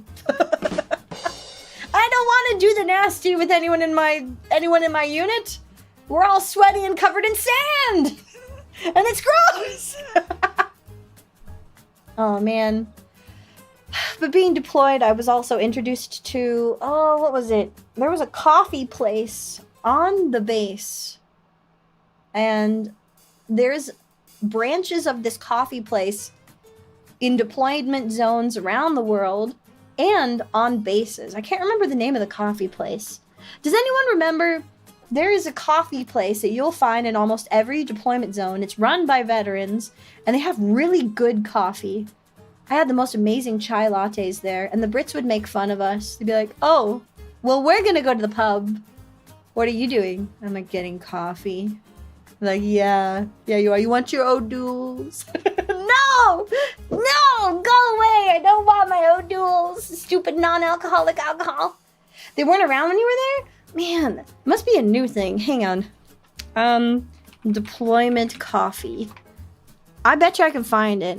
Black Rifle Coffee is a company. Coffee shop. What was it? Green Beans. Okay, Green Beans Coffee. I thought that they only existed while you were deployed, but Green Beans has branches all over the world now. And if you buy coffee from Green Beans Coffee, they will support like military service, and they do drops of product for free in deployment zones. It's really nice. Oh man, when did they start doing this? They're in their 11th year. Okay, so they started in 2008. They started in 2008 is where they launched their first Cup of Joe for a Joe.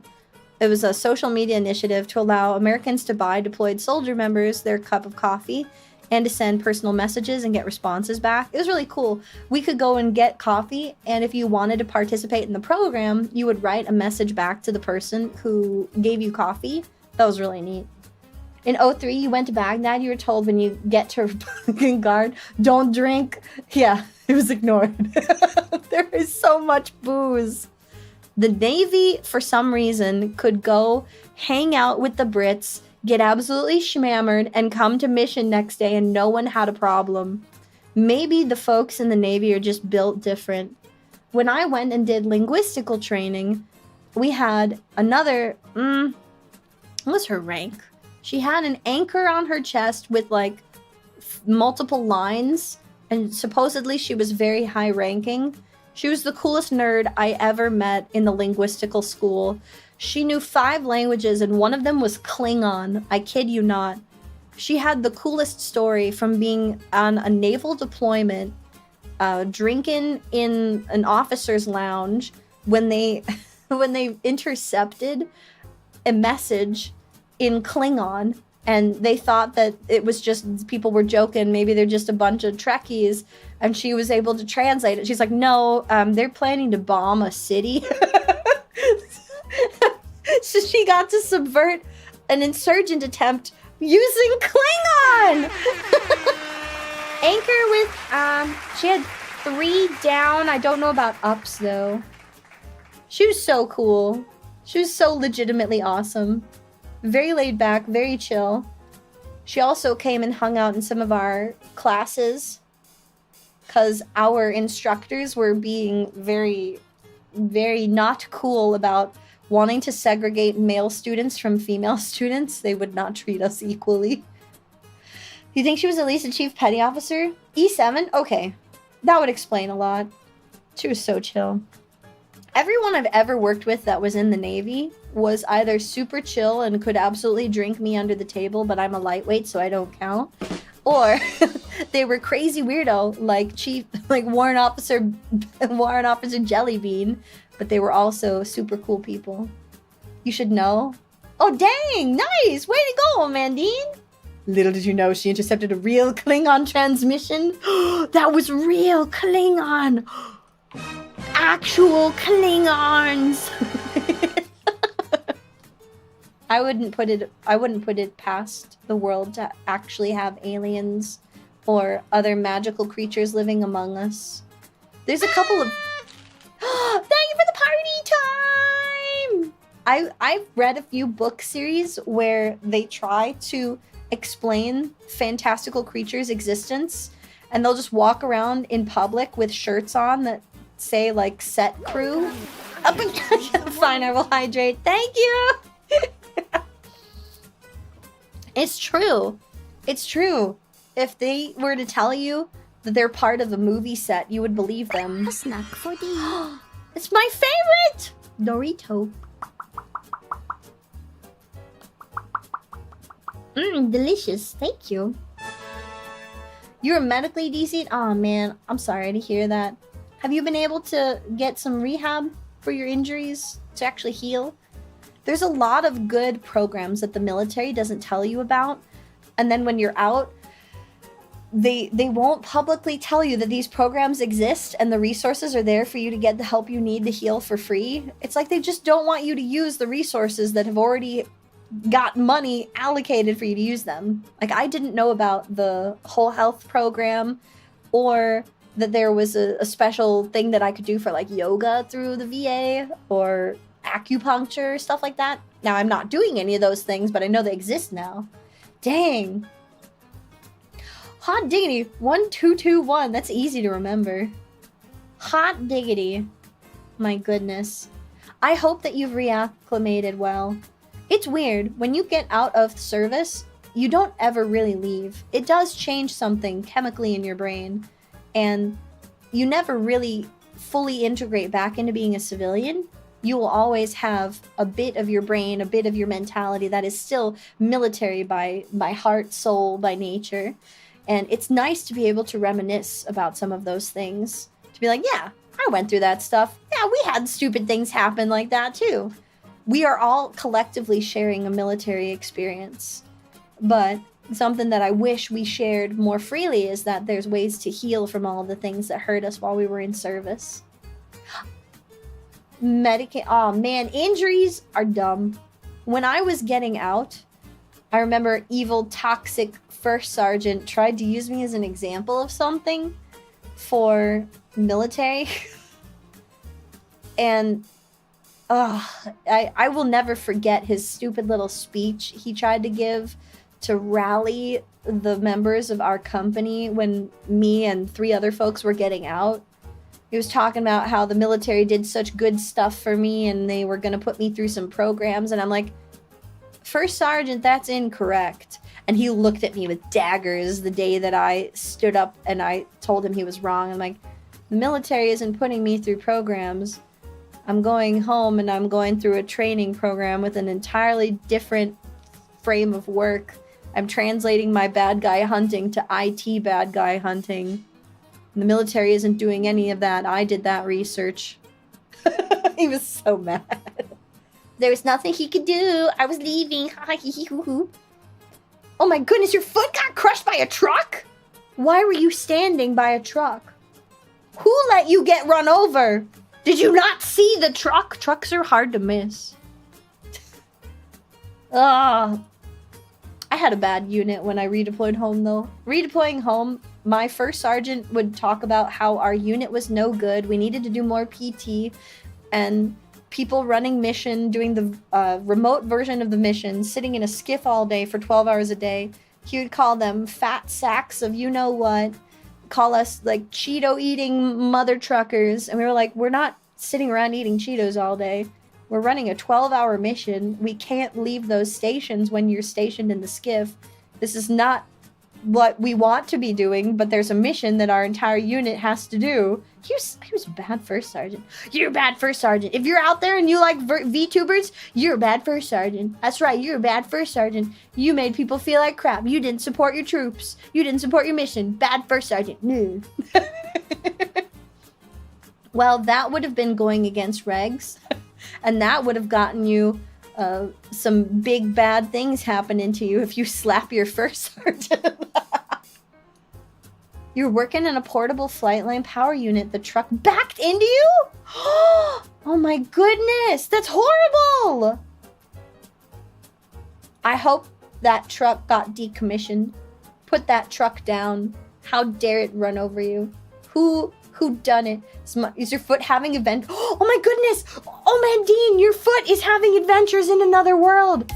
Your foot is an anime protagonist because of Truck-kun. Your foot literally got yeeted I wonder if that's a thing that happens. People who don't get, like, unalived from Truck-kun, what if it's just my arm got smashed by Truck-kun and now it's on an adventure in another world? So all of a sudden the spirit of your arm now lives in the body of someone else? Can you imagine this as an anime series? My arm reawakened magical powers in another universe, and it's got, like, your thoughts and feelings, but it's just their arm. My foot in another world as a hero. No! Oman Dean is the protagonist of a foot fetish harem anime! No! Jedi leader, let's go! Don't give them ideas. No, I want to give them ideas, Ahmed. I want to give them ideas. Take these ideas, run with them, but you're never gonna beat my... I am trapped as the wall of a dungeon, and the dungeon master is a sexy, hot MILF. That's the greatest anime that I haven't written yet. Reincarnated as the walls of a dungeon for a schmexy, hot MILF woman. You still have a foot? Is it your foot? Whose foot is it? Whose foot do you have? New foot? Brand new foot? Reconstructed foot? You could have superpowers in that foot and not even know. Ticklish? A foot lost in another world? Anime is getting real niche. Oh my goodness, I should ask Vil. Be like, Vil, can you write? Can you here's inspiration? I'd love to see a Vil-coded anime. It's just my foot's lost in another world. It's a foot harem anime. You were born with 2. I only have 2. 2 feet. Reconstructed bionic foot. Did it come with Wi-Fi? Did you get the Wi-Fi upgrade? And if you didn't, you should ask for the Wi-Fi upgrade. A foot away from the other world. Oh, that's a good title, too. I do not only have 2 feet of height, Gumpy. I'm bigger than that. I'm huge. I'm giant. Look at me. I'm real big. Okay, but in the military, I wasn't that big. I had to be reincarnated as a demi-goddess to become as big as I am now. Yes. When I was in the military, they thought it was funny to make me carry the big weapons during training and load me up with all the gear. Because I was a pack mule. My legs are very strong, and I could easily fireman carry a man 2 to 3 times my own weight. So I would princess carry the 350-pound man in our platoon, and he's like, I'm a princess. And I'm like, you're my princess. And they thought this was hilarious. When I went home to visit friends on breaks, my homies would be like, no way, you're so strong, D. And I'd be like, yeah, I can squat you, I can carry you. And I would throw the largest member of my friend group over my shoulders just to prove that I could carry them. Just to be fair, that is hilarious. I'm not wearing heels right now, I'm sitting down. So the heels don't count. But it was fun being strong. Something that I learned in my first few weeks of military training was that the word can't should not ever live in my vocabulary. It was the most freeing experience to look at all the things that I had been taught that I could not do as a civilian. And it really hit me the day we were actually throwing grenades. The day I was there throwing grenades, I was like, I've just handled explosive weaponry for the first time in my life. I made a near perfect throw. That was really cool. Then we started actually doing live fires with our M16s, and I was like, I can shoot. And then we learned how to do radio chatter. I'm like, I can move, shoot, and communicate pretty dang well. And I was like, this is impressive for me. This is something I never thought that I would be doing. Now, this is by no means a go join the military, but it is a lesson to be learned, and I hope everyone learns this in turn in one way, shape, or another in your own life. That the word can't should not exist in your vocabulary, just not yet. Because the only limits you actually have are your own perceived limits. The body can overcome so many different things and can adapt to be strong enough to endure, to grow from, and to thrive in some of the most difficult situations. I have been shot at, I have been blown out of a helicopter, smashed every bone in the left side of my body, and I've been told that I would never be able to do things, and I'm at the point where I'm doing those things. Let my story be a lesson to you that can't should be removed from your vocabulary.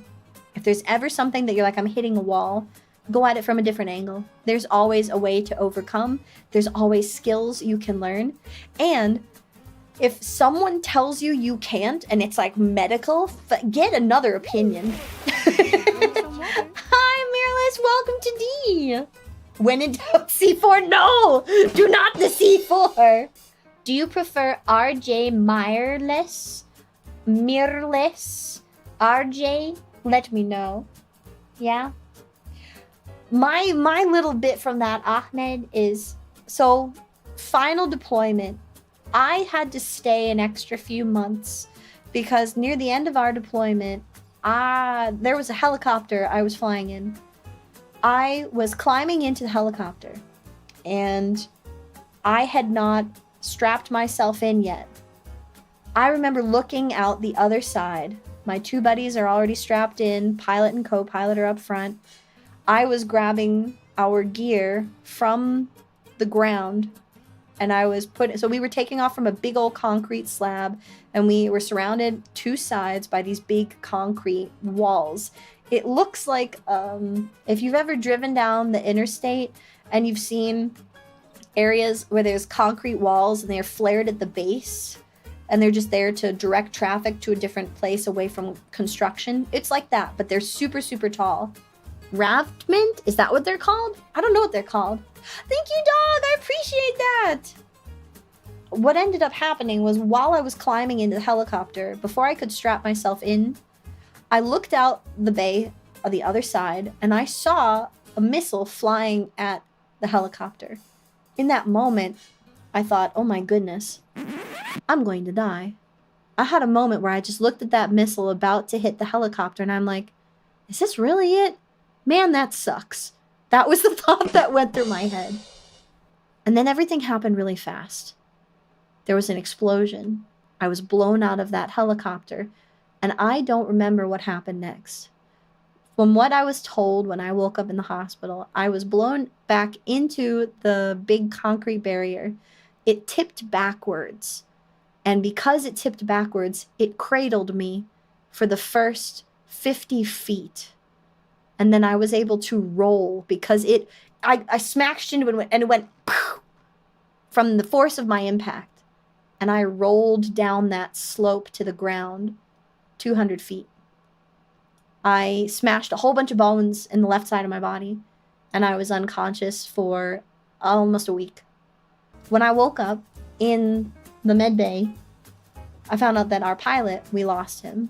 That explosion took our pilot. Co-pilot had a horrible concussion and hadn't woken up. He wouldn't wake up for another 2 weeks. Just the pilot. The other two guys were badly injured, but were doing okay.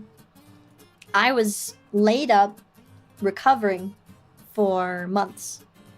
And I remember my commander came to see me and was like, we're glad that you survived. And we know you have these other skill sets. Now, we'd like to get you back on a mission. And I asked, is there another mission I can do? Can I use these other skills that I've been taught by the military? And they got me a mission I could do from my bedside to continue to support while I was healing, until I was able to get back out into the field and then do a month's worth of normal duty before we redeployed home. What ended up happening after all that, I redeployed home and I healed from my military injuries. I healed all wrong. My body was a giant Jenga puzzle. And I had all these tiny aches and pains that because you're in the military, they tell you, don't tell anyone you're hurting.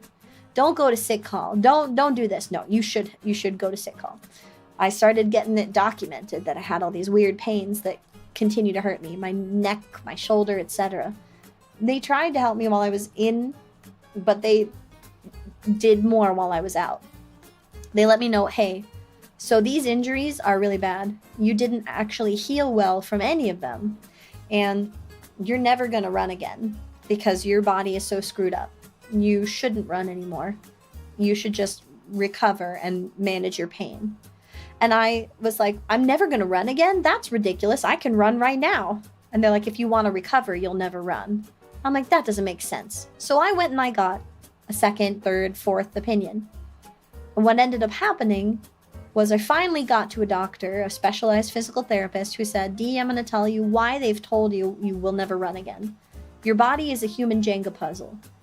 Your feet are twisted one way, your knees are twisted another, your hips are twisted one way, your chest another, your neck another. We would have to fully realign your skeleton from the bottom up. And I'm like, well, dang, so I'm never running again. That's dumb. I hate this. Life is over. Cry. But she's like, no. Here's where I'm different. I'm willing to work with you, but you have to understand what you're asking. This is going to be the most intensive, years-long recovery of your life. And I was like, but I can recover? And she's like, if you're willing to work with me, I'll work with you. There are going to be days where you're going to hate this and you're going to want to quit. But I can help you realign your whole body. Everybody else in the VA told you you would never run again, and I'm going to get you there. She was right. We worked together for years. There were many times where I felt like I was taking 3 steps back in my recovery, where I cried in her office, and she's like, you're having a mental break day, and this is okay. She was not just a Chad, she was a literal legend. This woman was also going through her own chemotherapy treatments for breast cancer while she was treating me. I watched her beat breast cancer and still try to help me heal while she was hurting herself. And I'm like, if she can do it, so can I. I worked with her for 5 years. And as of this year, last year, I was cleared to start running and lifting and moving the way I haven't been able to for years. The military told me that I would never run again and said that I can't do that. Let my story be a lesson that no one can tell you you can't. You just have to find the right tools so that you absolutely 1000% can.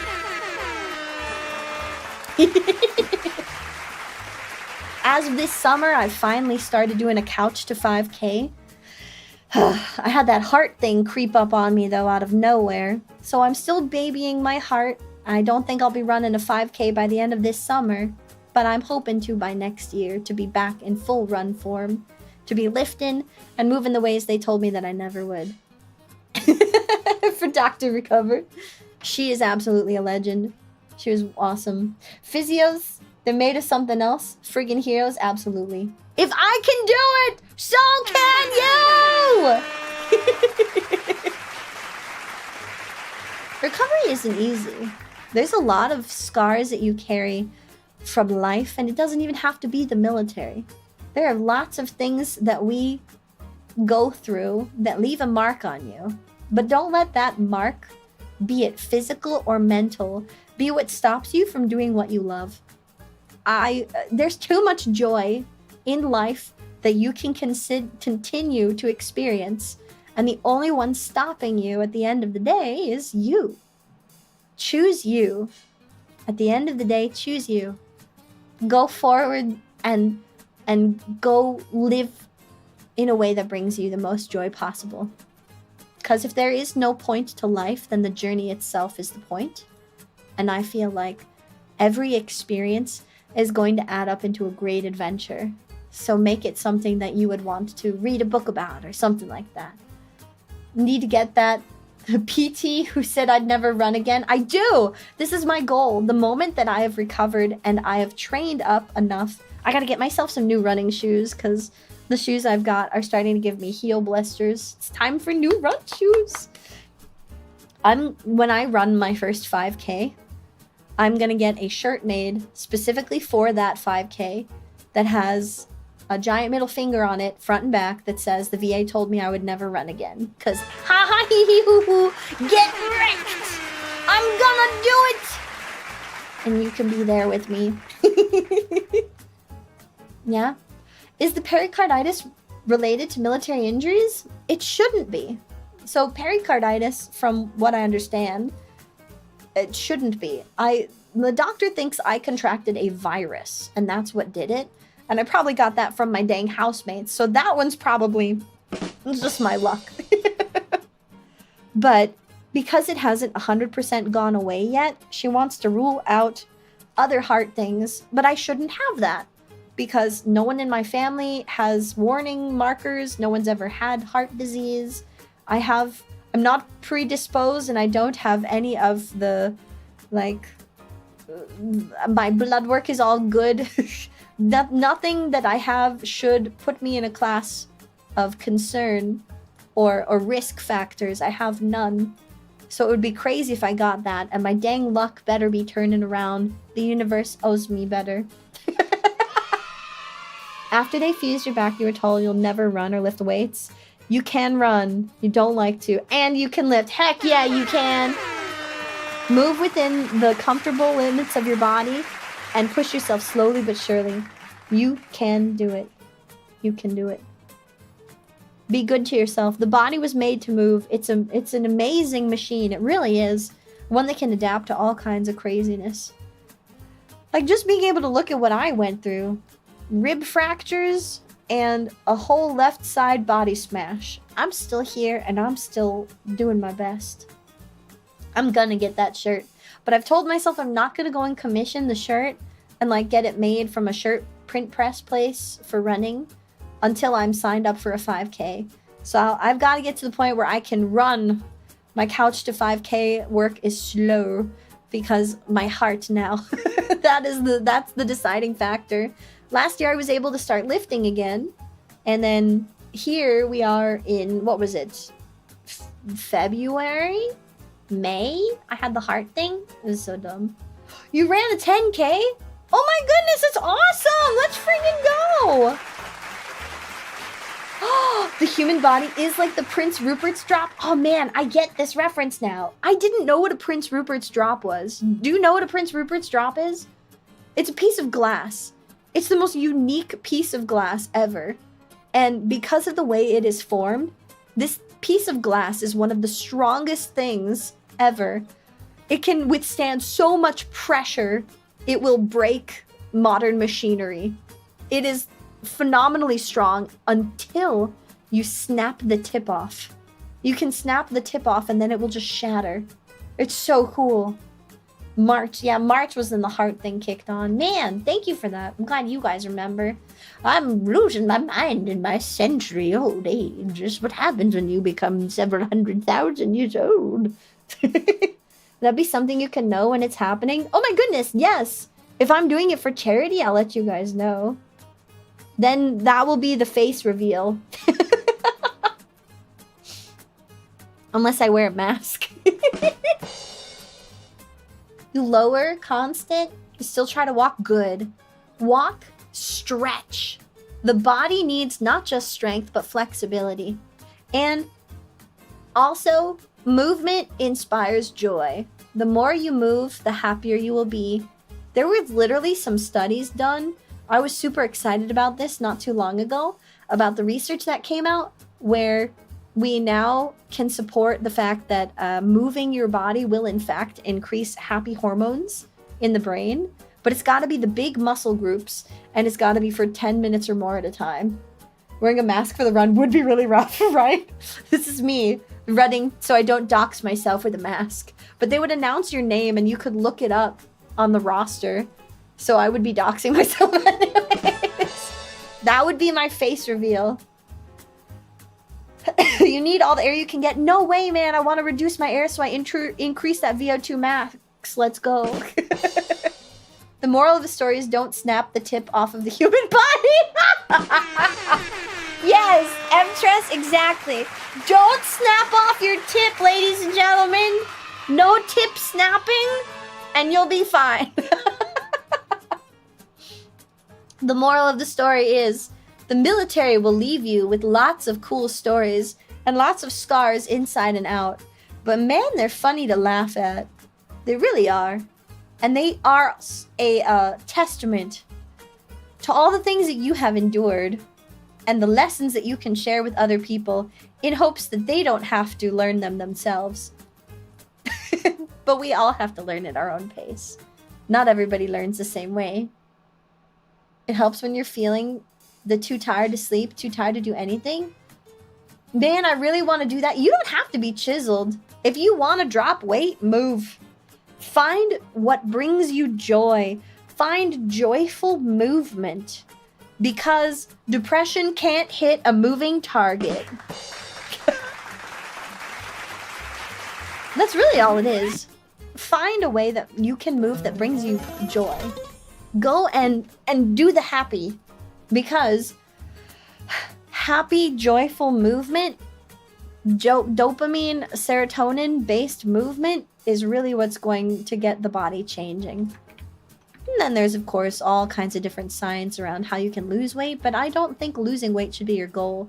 Instead, focus on a goal for, I want to be able to move, I want to be able to climb this many flights of stairs without getting winded. I want to be able to lift this much weight without feeling tired. I want to be able to stretch to the point where I can full lay my body on top of my legs and fully flatten my hamstrings, or I can do the splits. Make it measurable goals, because you can be healthy at any weight and any size.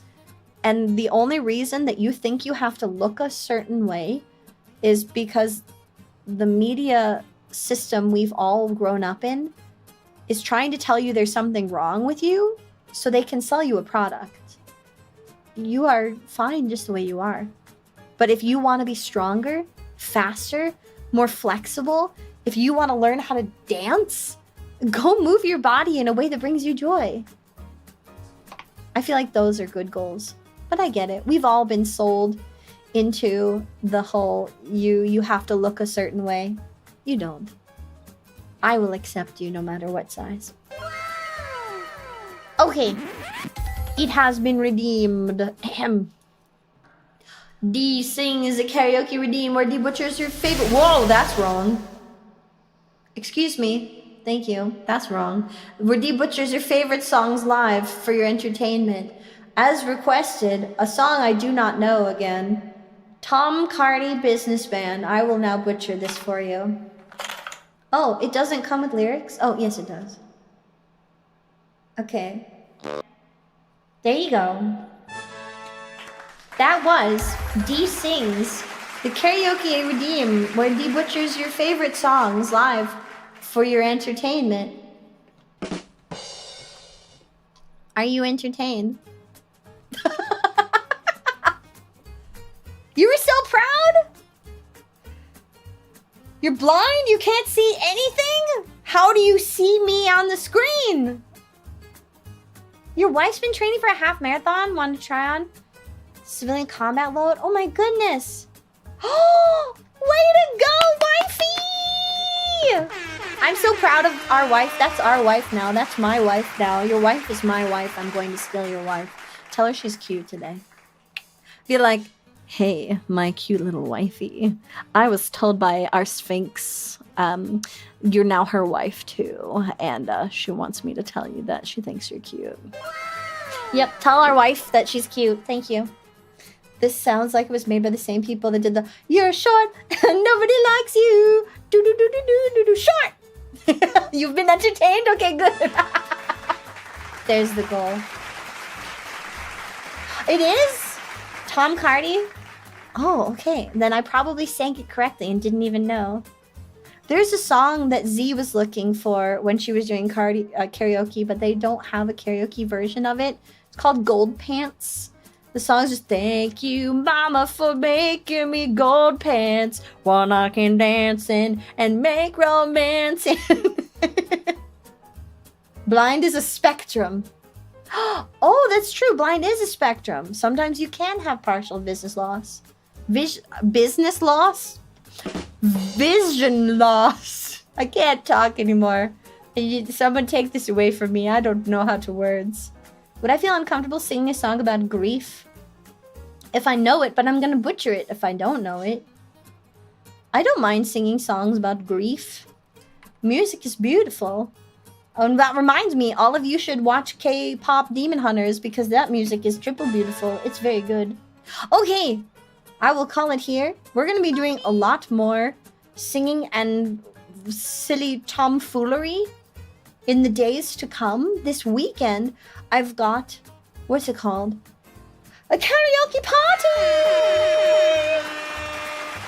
You remember when you were young and you started losing your business? I'm sorry for your vision. Hopefully the vision that you do have has allowed you to continue to enjoy the things that bring you joy. Or you have developed supersonic hearing, because that'd be really cool. Or we get cool bionic eyes, because then you can have cool bionic eyes. And that would just be really neat. I want cool bionic eyes. Thank you, Rude Bear! Hi, Dad!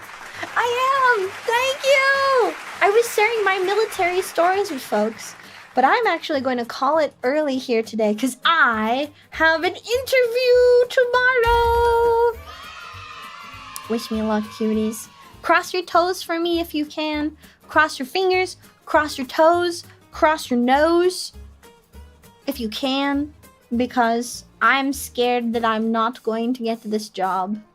I would really like this job, though. This job would be perfect.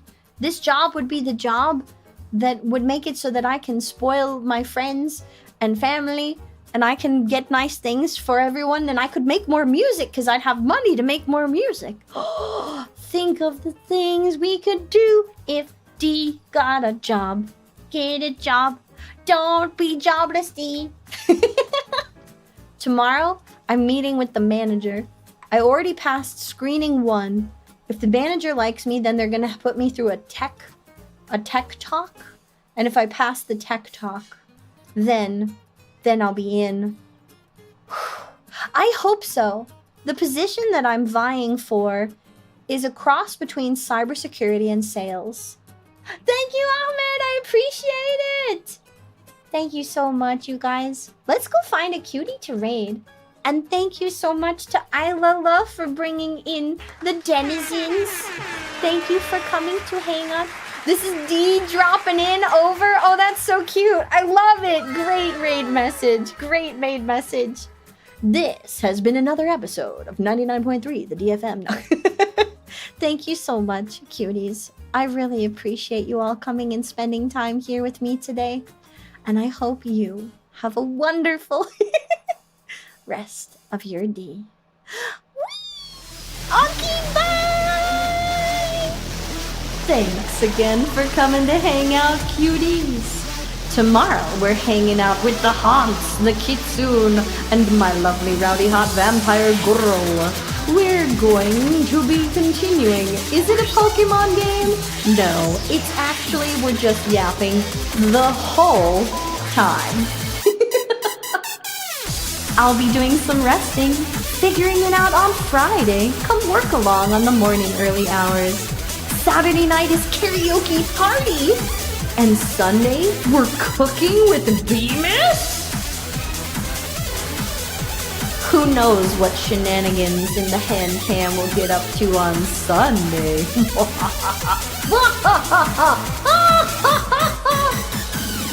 Let's see, who should we raid?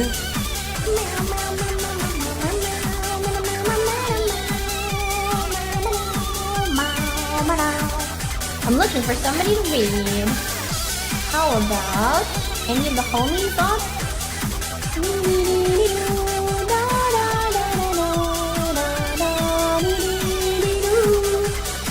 We could raid Ren.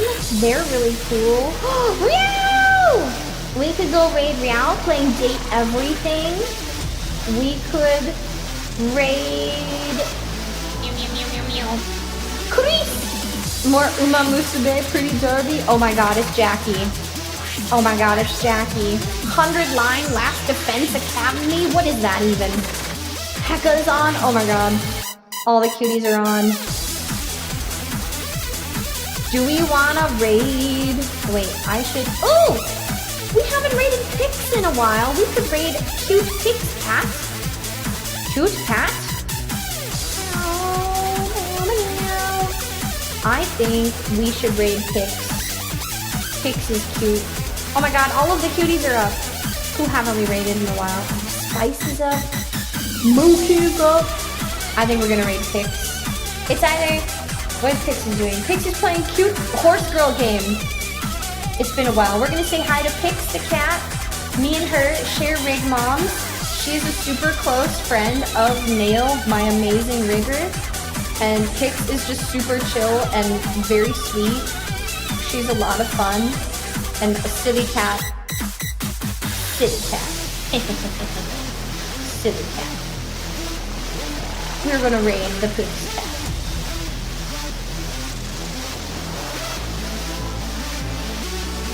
That's okay, Joe. Thank you. I hope you had fun with a little bit of our chaos. Bye, YouTube. Take care.